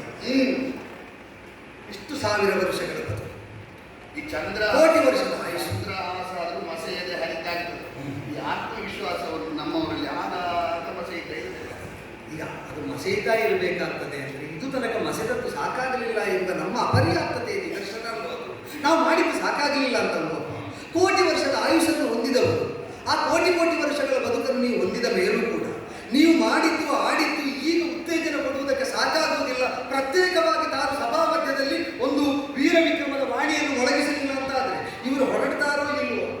ನಿಮ್ಮ ಬಗ್ಗೆ ನೀವು ಆಡಬೇಕಾದ ದಯನೀಯ ಅವಸ್ಥೆ ಒಂದು ಯಾಕೆ ಬಂತಪ್ಪ? ಅದು ಲೋಕದ ಸಹಜ ಮನಸ್ಥಿತಿ. ಹಾಗಿಲ್ಲ. ಎಷ್ಟು ಸ್ಥಾಪಿತನಾದ ಹೊಸದೊಂದು ಒಮ್ಮೆಲೆ ಕಾಣುವಾಗ ಅದು ವಿಶೇಷವಾಗಿ ಕಾಣುವುದು ಲೋಕದ ಸಹಜ ಪ್ರಕೃತಿ. ಹಾಗಾಗಿ ಅದನ್ನು ಅಲ್ಲ ಅಂತ ತೋರಿಸಲಿಕ್ಕೆ ಈ ಒಂದು ಕೋಟ ಪಂಥಾಪಾನ ಉಂಟು. ಅದನ್ನೇ ಹೇಳಿದ್ರು, ಕೋಟಿ ವರ್ಷದ ಸಾಧನೆಯಿಂದ ಸ್ಥಾಪನೆಯಾದದ್ದನ್ನು ಯಾರು ಅನುಗಾಡಿಸಿ ಮರಳಿ ತನ್ನನ್ನು ತಾನು ಸ್ಥಾಪಿಸುವ ಪ್ರಮೇಯವನ್ನು ನಿಮಗೆ ತಂದುಕೊಟ್ಟಿದ್ದಾನೋ ಅವನನ್ನು ನೀನು ಸಾಮಾನ್ಯ ಅಂತ ನೀವು ಹೇಳಿದರೆ, ಅವನನ್ನು ಸುಲಭ ನಿವಾರಣೆಗೆ ಯೋಗ್ಯ ಅಂತ ನೀವು ಸಾರಿದರೆ ಅದನ್ನು ನಂಬುದೇ. ನೀವು ಹೇಳ್ತೀರಿ ಕೊನೆಯಾಗಲಿಲ್ಲ. ಇದು ಆಕಾಶವನ್ನು ನೋಡಿಕೊಂಡು ಚಂದ್ರಹಾಸವನ್ನು ಒಬ್ಬ ಜಲಪಿಸ್ತಾನೆ. ಯಾರೋ ಒಂದು ಆಕಾಶಕ್ಕೆ ಈಗ ಈ ರೀತಿ ಕಂಬರ ಅಳುಕುವುದೇ ಅಂತ ಕೇಳಿದ್ರು. ನಾನೀಗ ಅಲುಗಾಡಿಸುವುದು ನಿಲ್ಲಿಸಲಿಲ್ವಲ್ಲ, ಇದರ ತುದಿ ಸಿಗುತ್ತದೆ. ಇನ್ನು ನಾನು ನಿಲ್ಲಿಸುವುದೇ ತನಕ ಕಾಯಿರಿ ಅಂತ ಹೇಳಿದ್ರು. ನೋಡುವ ಕಾಯಬೇಕಾದ್ದು ಸರಿ, ಅದು ಅಸಂಭವ. ಹೇಗೆ ಅಸಂಭವ ಅಲ್ಲ, ಒಂದಾದರೂ ಒಪ್ಪಿದ್ರಲ್ಲ ಅಂತ ಸಮಾಧಾನ ನನಗೆ. ಅಸಂಭಾವ್ಯವಾದದ್ದನ್ನು ಪರಿಣಾಮಕ್ಕಿಂತ ಪೂರ್ವದಲ್ಲಿ ಒಪ್ಪುವುದಕ್ಕಾಗುತ್ತದೆ. ಯಾಕೆ ಅಂದರೆ ಅಸಾಧ್ಯವಾದದ್ದನ್ನು ಎಂಬುದರಿಂದ. ಈಗ ಇದನ್ನು ಯಾಕೆ ನಾನು ಹೇಳ್ತೇನೆ ಅಂದರೆ, ಯುದ್ಧ ಮುಗಿಯಲಿಲ್ಲ, ಪರಿಣಾಮ ಗೊತ್ತಾಗದೆ ಸೋಲು ಗೆಲುವುಗಳ ನಿರ್ಣಯ ಮಾಡಲಿಕ್ಕೆ ಆಗುವುದಿಲ್ಲ. ಈಗ ಕಾರ್ತವೀರ್ಯನ ಮುಂಭಾಗದಲ್ಲಿ ಆಗಲಿ ಬಲಿಯ ಮುಂಭಾಗದಲ್ಲಿ ಆಗಲಿ ನಾನು ಸಾಯಲಿಲ್ವಲ್ಲ, ಮತ್ತೆ ನಾನು ಸೋಲುವುದು ಹೇಗೆ ಅಂತ ನೀವು ಕೇಳಿಲ್ಲ. ಈಗ ಅದು ಕೇಳಬಹುದಲ್ಲ. ತನ್ನ ಸಾಮರ್ಥ್ಯ ಪರಿಮಿತವಾಗಲಿಲ್ಲ, ತಾನು ಉಸಿರಾಡ್ತಾ ಇರುವಾಗ ತಾನಿದ್ದೇನೆ. ಸುಲಭದಲ್ಲಿ ಹೇಳುವುದಿದ್ರೆ ಅಲ್ಲಿ ಲಕ್ಷ್ಯವೇ ಬೇರೆ ಅಲ್ಲ, ಇರಲಿ. ಅದೀಗ ನೀವು ಹೋಗುವಾಗ ಸೋಲಿಸಲಿಕ್ಕೆ ಅಂತಾರೆ ಹೋದದ್ದಲ್ಲ. ಈಗ ಊರಿನಲ್ಲಿ ಎಲ್ಲರಿಗೂ ನೀವು ಹೇಳಿದ್ದನ್ನೇ ಸೋಲಿಸಲಿಕ್ಕೆ ಅಂತ ಇರುವುದು. ನನಗೆ ಈಗ ಇರುವುದೇ. ಆಗ ನೀವು ಹೇಳಿದ್ದೊಂದು ಮಾಡಿದ್ದು, ಈಗ ನೀವು ಹೇಳಿದ್ದೆ ಅಂತ ಅರ್ಥ ಮಾಡಲಿಕ್ಕೆ ಬರ್ತದೆ ಅಂತ. ಈಗ ಅಲ್ಲಿ ನೀವು ಅದನ್ನೇ ಮಾಡಿದ್ದೀರಿ. ಹೋಗುವಾಗ ಹೇಳಿದ್ದಲ್ಲ ಮತ್ತೆ ಮಾಡಿದ್ದು. ಇನ್ನು ಹೋಗುವಾಗ ನೀವು ಹೇಳಿದ್ದಕ್ಕಿಂತ ಭಿನ್ನವಾದದಲ್ಲಿ ಏನಾದರೂ ಮಾಡಲಿಕ್ಕಿದ್ರೆ ನೀವು ಏನು ಅಂತ ಹೇಳಿದ್ರು ಚಿಂತಿಲ್ಲ. ಈಗ ಹೇಳಿದ್ದಲ್ಲ ನನಗೆ ಬೇರೆ ಉಂಟು ಅಂತಾದರೂ ನೀವು ಹೇಳಿ ನಮಗೊಂದು ಅಪ್ಪ ಏನೋ ಬೇರೆ ತೋರಿಸಲಿಕ್ಕಿದ್ದಾರೆ ಅಂತ ಅನುಸರಿಸಲಿಕ್ಕೆ ಉತ್ಸಾಹ ಬರ್ತದೆ. ಈಗ ಅದೂ ಇಲ್ಲ. ಸೋಲ್ತಾ ಇದ್ದರೂ ಕೂಡ ಇದು ಸೋಲಾಗಲಿಲ್ಲ, ಇನ್ನು ಬರ್ಲಿಕ್ಕೆ ಉಂಟು, ಇನ್ನು ಬರ್ಲಿಕ್ಕೆ ಎಂಥದ್ದು ಹೆಚ್ಚಿನ ಸೋಲು ಬರ್ಲಿಕ್ಕೆ ಉಂಟು, ಗೆಲುವು ಬರ್ಲಿಕ್ಕೆ ಉಂಟು. ನೊರ ದುರುಬಿದ ಅಗ್ನಿಗೆ ನೋವು ತಾರುವುದೇ, ಇರುವೆ ಕಚ್ಚಿದರೆ ಬೆಚ್ಚುವುದೇ ಸೊರಗಿದೆ. ದೇವಸಂಪದ ನಿವಾಸ ಸ್ಥಾನವಾದಂತಹ ಮೇರು ಪರ್ವತವನ್ನು ಇರುವೆಂದು ಕಚ್ಚಿ ನೋಯಿಸ್ತೇನೆ ಅಂತ ಹೊರಡುವುದು, ನೊರಜು ಉರುಬಿ ಅಗ್ನಿಯನ್ನು ಆರಿಸ್ತೇನೆ ಅಂತ ಹೊರಡುವುದು, ಇದೆಲ್ಲ ಅದನ್ನು ನೋಯಿಸ್ತೇನೆ ಅಂತ ಹೊರಡುವುದು, ಇದೆಲ್ಲ ಯಾವತ್ತಾದರೂ ಕಾರ್ಯ ಸಾಧ್ಯ. ಈಗ ಅದು ಮಾಡ್ತಾ ಉಂಟಲ್ಲ, ಮಾಡಿದ್ರೆ ಮುಂದೆ ಸಾಯ್ತದೆ ಅಂತ ಖಚಿತತೆ ಇದ್ದವರೇ ನಿರಂತಕ ಅಂತ ಆಡುವುದು. ನೋವು ಆಗದೆ ತನ್ನನ್ನು ತಾನು ತನ್ನ ಆಯುಷನ್ನು ನಿರಂತಕವಾಗಿಸಿಕೊಳ್ತಾ ಉಂಟು ಒಂದು ಇರುವೆ ಅಂತ ಗೊತ್ತಿದ್ದವರೇ ಆ ಸುರಗಿರಿಯನ್ನು ನೋಯಿಸ್ತೇನೆ ಎಂಬ ಭಾವದಿಂದ ಇದು ಹೋಗ್ತಾ ಉಂಟಲ್ಲ, ಇದರ ಆಯುಷ್ ವ್ಯರ್ಥ ಆಯಿತು, ಕ್ರಿಯೆಯು ನಿರಂತಕವಾಯಿತು ಅಂತ ಹತಾಶೆಯಿಂದ ಆಡುವುದು. ಆಕಾಶದಲ್ಲಿ ಖಡ್ಗ ತಿರುಗಿಸಿದರೆ ಇದಕ್ಕೆ ತುದಿ ಸಿಗುವುದಕ್ಕಿಲ್ಲ, ಖಡ್ಗದ ದುರ್ವಿನಿಯೋಗ ಅಸ್ಥಾನ ಪ್ರಯೋಗ ಆಗುತ್ತದೆ ಎಂಬ ಹತಾಶೆಯಲ್ಲಿ ಅದನ್ನು ಆಕ್ಷೇಪಿಸುವುದು.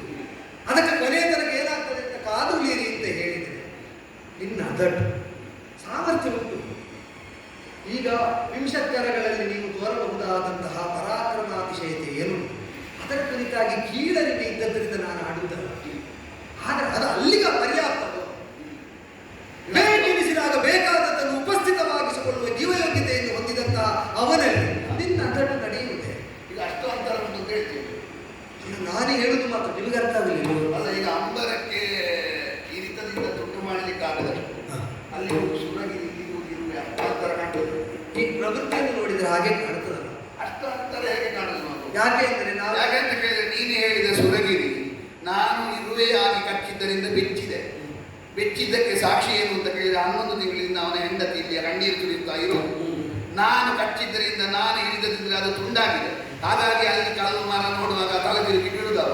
ನನಗೆ ಕಾಮಾಗ್ನಿ ಸಹಿಸಲಿಕ್ಕಾಗುವುದಿಲ್ಲ, ಸಮುದ್ರಕ್ಕೆ ಹಾಕ್ತೇನೆ ಅಂತ ಹೇಳುದು. ನಾನು ಮಾಡಿದಂತಹ ಪರಿಣಾಮ ಅವನಿಗೆ ಪರಿಣಮಿಸಿದ ಕಾರಣವೇ ಇಲ್ಲಿಯವರೆಗೆ ಅವ ಕಷ್ಟಪಟ್ಟುಕೊಂಡು ಬಂದದ್ದು. ಹೆಂಡತಿಯನ್ನು ಆದಷ್ಟು ಬೇಗ ಪಡೆಯಬೇಕು ಎನ್ನುವುದಾಗಿ ಭಾವಿಸಿದರು. ಸುಗ್ರೀವ ಸಹಾಯಕ್ಕೆ ಬೇಕಾಗಿ 4 ತಿಂಗಳ ಮಳೆಗಾಲದಲ್ಲಿ ಕಾದು ಆಮೇಲೆ ಇಲ್ಲಿಯವರೆಗೆ ರಾವಣನನ್ನು ಎದುರಿಸುವುದಕ್ಕೆ ಬೇಕಾಗಿ ಬಂದದ್ದು. ನೀನು ಹೇಳಿದಷ್ಟು ಅಂತರ ಇಲ್ಲ. ಅದು ಬೆಚ್ಚಿದೆ, ಅದು ಕಚ್ಚುವಾಗ ಆಗಾಗ ನಡುಗಿದೆ, ಆಗಾಗ ಕಣ್ಣೀರು ಸುರಿಸಿದೆ, ಆಗಾಗ ಒಮ್ಮೊಮ್ಮೆ ವಿಕಾರವಶ ಆಗಿದೆ. ಇದೆಲ್ಲ ನಮ್ಮ ಕಣ್ಣೆದುರಿಗೆ ಇರುವಾಗ ನೀವು ಇಷ್ಟು ಅಂತರ ತೋರಿಸಿದೆ ನಮ್ಮದು. ಹೋಗುವಾಗ ಒಂದು ಹೇಳಿ ಮತ್ತೆ ಮತ್ತೊಂದನ್ನು ಮಾಡುವುದು ನಿಮಗೆ ಮಾತ್ರ ಸಾಧ್ಯ ಅಂತ ಭಾವಿಸಿದ್ರು. ಮತ್ತೆ ಕಣ್ಣೀರು ಹಾಕಿ ರಾವಣನನ್ನು ಕೊಲ್ಲುವುದು ರಾಮನಿಗಾಗಲಿಕ್ಕೆ ಅಲ್ಲ, ಹಾಗೆ ಈಗ ಹೋಗುವಾಗ ಕಣ್ಣೀರು ಹಾಕ್ತಾ ಹೋಗಿ ಇನ್ನೂ ಅದರ ಅಂತರ ಹೇಳಬೇಕಾ? ರಾಮ ಯಾವ ಸೀತೆಗಾಗಿ ಕಣ್ಣೀರು ಹಾಕಿದ್ದಾನೆ, ಆ ಸೀತೆಯನ್ನು ಮರಳಿ ಪಡೆಯುವ ಪ್ರತೀಕ್ಷೆ ರಾಮಪಾಳಯದಲ್ಲಿ ರಾಮಚಂದ್ರನನ್ನು ನೋಡಿಕೊಂಡು ಪ್ರತಿಯೊಬ್ಬರನ್ನು ಈ ಕ್ಷಣದ ತನಕ ಜೀವಂತ ಉಂಟು ಇರ್ಬೋದು, ಗೊತ್ತಿಲ್ಲ. ಅವನಿಗೆ ಇಲ್ಲ ಅಂತ ಅಲ್ಲ, ಯಾಕೆ ಅಂತ ಕೇಳಿದೆ. ಪ್ರತೀಕ್ಷೆ ಅಂದ್ರೆ ಆಗುತ್ತದೆ ಅಂತಲ್ಲ, ಆಗಬಹುದು. ಅಲ್ಲ, ಈಗ ಮೊನ್ನೆ ನನ್ನ ಮನೆ ನಾಗಾರ್ಜುನದಿಂದ ಬೀಳಿಸುವಾಗ ಸುಗ್ರೀವಾದಿಗಳಿಗೆ ಹೇಳಿದ್ದಾನೆ, ಆಗಲಿಕ್ಕಿಲ್ಲ ಹೋಗಿ ಎಷ್ಟಿಂದಲೇ ಅಂತ ಹೇಳಿದ್ದಾನೆ ಅಂತ ಸುದ್ದಿ. ಪ್ರತೀಕ್ಷೆ ಅವನಿಗೆ ಒಮ್ಮೊಮ್ಮೆ ಇರುವುದಿಲ್ಲ, ಅಷ್ಟಾಗ್ತದೆ ನಮ್ಮ ಕಡೆಯಿಂದ. ಈಗ ಹೋದಲ್ಲ ಹೋಗ್ಲಿಲ್ಲ, ಹಾಗೆ ನಮ್ಮ ಕೆಲವೊಮ್ಮೆ ತತ್ಕಾಲವಾದ ಸೋಲು ಬರ್ತದೆ, ಮತ್ತೆ ಪುಟಿದೇ ಹೇಳ್ಬೇಕು ಮಕ್ಕಳು. ಅವ ಮೊದಲಿಂದೇ ಹೇಳ್ತಾ ಇದ್ದಾರೆ, ನಾವು ಕೇಳಿ ತಿಳಿದದ್ದಾದ್ರೆ ಜೊತೆಗೆ ಬಂದ ಸೀತಾದೇವಿಯಿಂದ ತೊಡಗಿ ಇದು ನಿನ್ನಿಂದ ಆಗಲಿಕ್ಕಿಲ್ಲ ಬೇಡ ಅಂತ ಹೇಳಿದವರು ಮತ್ತೆ ಒಟ್ಟು ಬಂದರೆ ತಾನು ಜೊತೆ ಸೇರಿಸಿಕೊಂಡೇ ನಡೆದಿದ್ದಾರೆ. ಅಂದರೆ ತಾನು ಮುಂದುವರಿಯುವಾಗ ಬರಬಹುದಾದ ಬದ್ಧಾಹ್ವಾನಗಳು, ನಷ್ಟಗಳು, ಅದರ ತೀವ್ರತೆಯನ್ನು ಅರಿತು ಹಿಂಜರಿಸುವುದಕ್ಕೆ ಪ್ರಯತ್ನಿಸುವುದು. ಅದು ನಾಯಕನಾದವನಿಗೆ ನನಗೆ ಕಷ್ಟ ಬರ್ತದೆ, ಈ ಕಷ್ಟವಾಗಲಿ ನಷ್ಟವಾಗಲಿ ನಾನು ಅನಿವಾರ್ಯವಾಗಿ ಸಹಿಸಬೇಕಾದ, ನಿಮಗೆ ಬೇಡ ಅಂತ ಜೊತೆಯಲ್ಲಿದ್ದವರನ್ನು ನಿವಾರಿಸುವುದಕ್ಕೆ ನೋಡಿ ಅಚಲ ಶ್ರದ್ಧೆಯಿಂದ ಜೊತೆಯಾಗುವವರಿಗೆ ಆಶ್ರಯ ಪ್ರದಾನ ಮಾಡುವುದು ನಿಜಾರ್ಥದ ಜನನಾಯಕನಾದವರ ಲಕ್ಷ್ಯವಾಗುತ್ತದೆ. ಆ ನೆಲೆಯಿಂದಲೇ ಅವರ ಹತಾಶೆಯಿಂದಲೇ ಹೇಳಿದಿರಬಹುದು. ಆದರೆ ಅವನಿಗೆ ಅವನ ಪಕ್ಷದವರಲ್ಲಿ ನಂಬಿಕೆ ಯಾವುದು? ಅವನ ಪಕ್ಷದವರಲ್ಲಿ ನಂಬಿಕೆ ನೀವು ಹೇಳಿದ್ದು ನಿಮ್ಮ ಪಕ್ಷದವರ ಮೇಲೆ ನಂಬಿಕೆ ಇಲ್ಲದೆ ಅಥವಾ ನೀವು ಆತ್ಮವಿಶ್ವಾಸವನ್ನು ಆಗಾಗ ಏನು ಮಾಡಬೇಕಾಯ್ತು ಅಂತ ಹೇಳಿ ವ್ಯತ್ಯಾಸ ಉಂಟು. ಯಾಕೆ ಅಂತ ಕೇಳಿದ್ರೆ ಕಾರಣ ಸುಗ್ರೀವ ನಮಗೆ ಕೇಳಿದ ಸುದ್ದಿ, ಸುಗ್ರೀವ ಸೇನೆಯನ್ನು ಸಿದ್ಧ ಮಾಡಲಿಲ್ಲ ಅಂತ ಕೇಳುವಾಗ ಇವ ಕೋಪಗೊಂಡು ಲಕ್ಷ್ಮಣನೆಲ್ಲ ಕಲ್ಪಿಸಿ ತುಂಗಾಗಿದೆ. ಸುಗ್ರೀವನೇ ಬೇಕು ಅಂತ ಹಂಬಲಿಸಿದ ಇವನಿಗೆ ಪರೀಕ್ಷೆ ಮಾಡಲಿಕ್ಕೆ ರಣನಂದವ. ನನಗಾಗುವುದಿಲ್ಲ, ನಿನಗೆ ಇಷ್ಟಿಂದಿಗೆ ಹೋಗು ಅಂತ ಹೇಳಲಿಕ್ಕೆ ಇವನಿಗೆ ಪರೀಕ್ಷೆ ನಮಗೆ ಏನಂತಂದ್ರೆ ನಮಗೆ ನಮ್ಮ ಪರೀಕ್ಷೆ ಸರಿ ನಡೆಸಲಿಕ್ಕೆ ಆಗುವುದಿಲ್ಲ ಅಲ್ಲ ಹೇಳಿದ್ದು. ಈಗ ಹೇಳಿದೆ. ಆದ್ದರಿಂದ ಅವ ಪರೀಕ್ಷೆ ಮಾಡಿದ್ದು ಯಾವ ಆಶಯದಿಂದ ಎಂಬುದನ್ನು ನಮಗೆ ಹೇಳಿಲ್ಲ. ನಾವು ಕೇವಲ ತರ್ಕದ ಆಧಾರದಿಂದ ಊಹಿಸಬೇಕು ಬಿಟ್ಟರೆ ಈಗ ನಾವು ನೋಡಬೇಕಾದ ನಮ್ಮ ಬದುಕಿನ ಪರೀಕ್ಷೆಯನ್ನು ಸರಿಯಾಗಿ ನಡೆಸಿ ಸಮುಚಿತವಾದ ಉತ್ತರವನ್ನು ನಾವು ಕಂಡುಕೊಂಡು ಅದನ್ನು ಆಧರಿಸಿಕೊಂಡು ಉತ್ತರೋತ್ತರವಾದ ಅಭಿವೃದ್ಧಿಯನ್ನು ಹೊಂದುವಂತ ಹೇಗೆ ಅಂತ ಅಂತರಂಗ ವ್ಯಾಪಾರದಲ್ಲಿ ಅವನು ಯಾವ ಎಣಿಕೆಯಲ್ಲಿ ಕೇಳಿದ ಅದೊಂದು ನಾಟಕ ಅಂತ ಪರಿಣಾಮದಿಂದ ನಿಂತು ನೋಡುವಾಗ ನಮಗೆ ಕಾಣ್ತದೆ. ಹಾಗೆ ಹೇಳಿದವನು ಹೋಗದೆ ಉಳಿದವನು ಜೊತೆಯಾಗಿ ನಗನಗುತ್ತಾ ಮತ್ತೆ ಯುದ್ಧವನ್ನು ನಡೆಸಿದ್ದಾರೆ. ಒಮ್ಮೆ ಹತಾಶೆಯಾದರು, ಮುಂದುವರಿದಿದ್ದಾರೆ. ಈಗ ನಾನು ಹೇಳುವುದಕ್ಕೆ ಹೊರಟದ್ದು ಏನನ್ನು ಪ್ರತೀಕ್ಷೆ ಅಲ್ಲಿ ಇನ್ನೂ ಜೀವಂತವಾಗಿ ಉಂಟು ಈ ಕ್ಷಣದ ತನಕ. ಈ ಕ್ಷಣ ನಾನು ಹಿಂದೆ ಹೇಳಿದ್ದಿರ್ಬೋದು, ಅದನ್ನು ದಾಟಿ ಬಂದಾಗಿದಲ್ಲ. ಈಗ ಅವರು ಹೋರಾಟ ಮಾಡ್ತಾ ಇರುವುದು ಸೀತಾ ಸಂಪ್ರಾಪ್ತಿಗಾಗಿ. ಹೌದು, ಪ್ರತೀಕ್ಷೆ ಅಲ್ಲಿ ಹೌದು. ಈಗ ನಿಮ್ಮ ಬಾಳೆಯಲ್ಲಿ ಕೋಟಿ ಕೋಟಿ ರಾಕ್ಷಸರು ಅಳಿತಿದ್ದಾರೆ.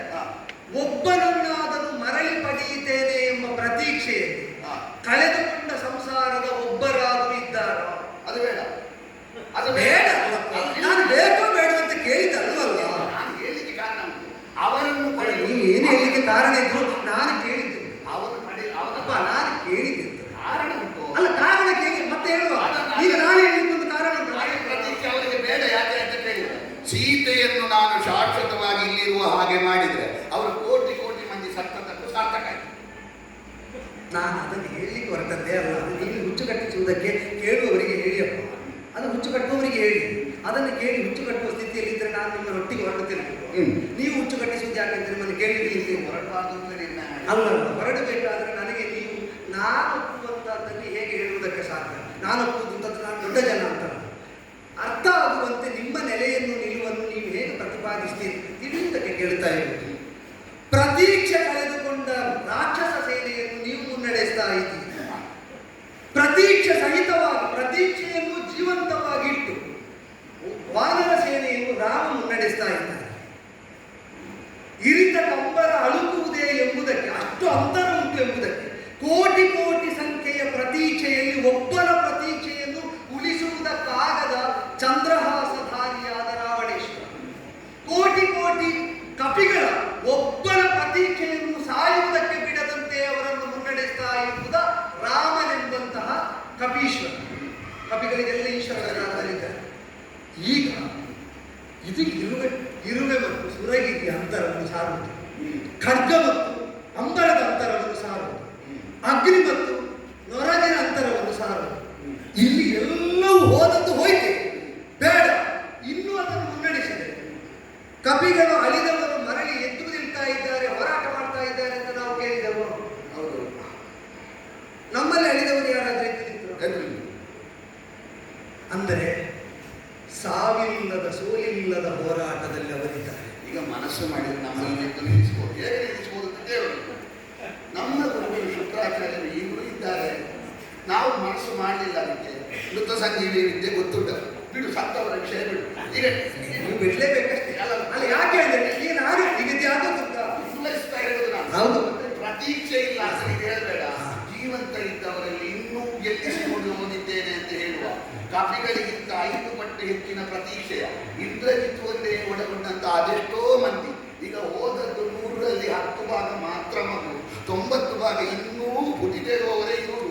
ಈ ಎತ್ತರಕ್ಕೆ ಮೃತ ಸಂಜೀವಿನಿ ವಿದ್ಯೆಯನ್ನು ಹೊಂದಿದ್ದರಿಂದ ದೇವತೆಗಳಿಗೆ ಒಂದು ಹಂತದಲ್ಲಿ ಹಿನ್ನೆಲೆ ಬಂದ ಕಾಲದಲ್ಲಿ ಬೃಹಸ್ಪತಿ ಸೂಚನೆಯಂತೆಯೇ ದೇವತೆಗಳ ತಂತ್ರವು ಯಶಸ್ವಿಯಾಗಿ ಕಚಕುಮಾರನೇ ಅದನ್ನು ಹೊಂದುವಂತಾದದ್ದು ಪೂರ್ವೇತಿಹಾಸ ಅಂತ ನಾವು ನಂಬಿದರೆ, ಇದನ್ನು ನಾವು ಅಂಗೀಕರಿಸಿದ ಹೌದಾದರೆ ಈಗ ನೀವು ಯೋಚನೆ ಮಾಡಿಕೊಳ್ಳಿ. ದೇವತೆಗಳಿಗೆ ಸಹಾಯ ಮಾಡುವುದಕ್ಕೆ ಬಂದ ರಾಮನ ಎದುರಿನಲ್ಲಿ ಸಪ್ತ ಸೈನ್ಯದಲ್ಲಿ ಒಬ್ಬನನ್ನು ಎದುರಿಸುವಾಗ ಶುಕ್ರಾಚಾರ್ಯರ ಕುತ್ತಿಗೆಗೆ ಬರಲಿಕ್ಕಿಲ್ವ ರಾಮನ ಶರ? ಅಲ್ಲ, ಅವರು ಅದರಿಂದ ಹೇಳಿದ್ದು ನೀವು ಹುಚ್ಚು ಕಟ್ಟಿಸುವುದಕ್ಕೆ ನಾನು ಹಾಗೆ ಮಾಡಿ ಏನು ಅಂತ ಹೇಳಿದ್ದು ಬಿಟ್ಟರೆ, ಇದು ತನಕ ಒಬ್ಬನನ್ನು ಮಾಡದ ಹೊರತಾಗಿ ನೀವು ಮಾಡಬಲ್ಲಿರಿ ಅಂತ ಮಾತಿನಲ್ಲಿ ಸಾಧಿಸಬೇಕು ಬಿಟ್ಟರೆ, ಮಾಡುವುದಕ್ಕಾಗದಂತೆ ತನ್ನ ತಂತ್ರದಿಂದ, ತನ್ನ ಶಕ್ತಿಯಿಂದ, ತನ್ನ ಸಾಮರ್ಥ್ಯದಿಂದ ದಿಗ್ಬಂಧನವನ್ನು ನೀವು ಮಂತ್ರ ಹೇಳ್ತಾ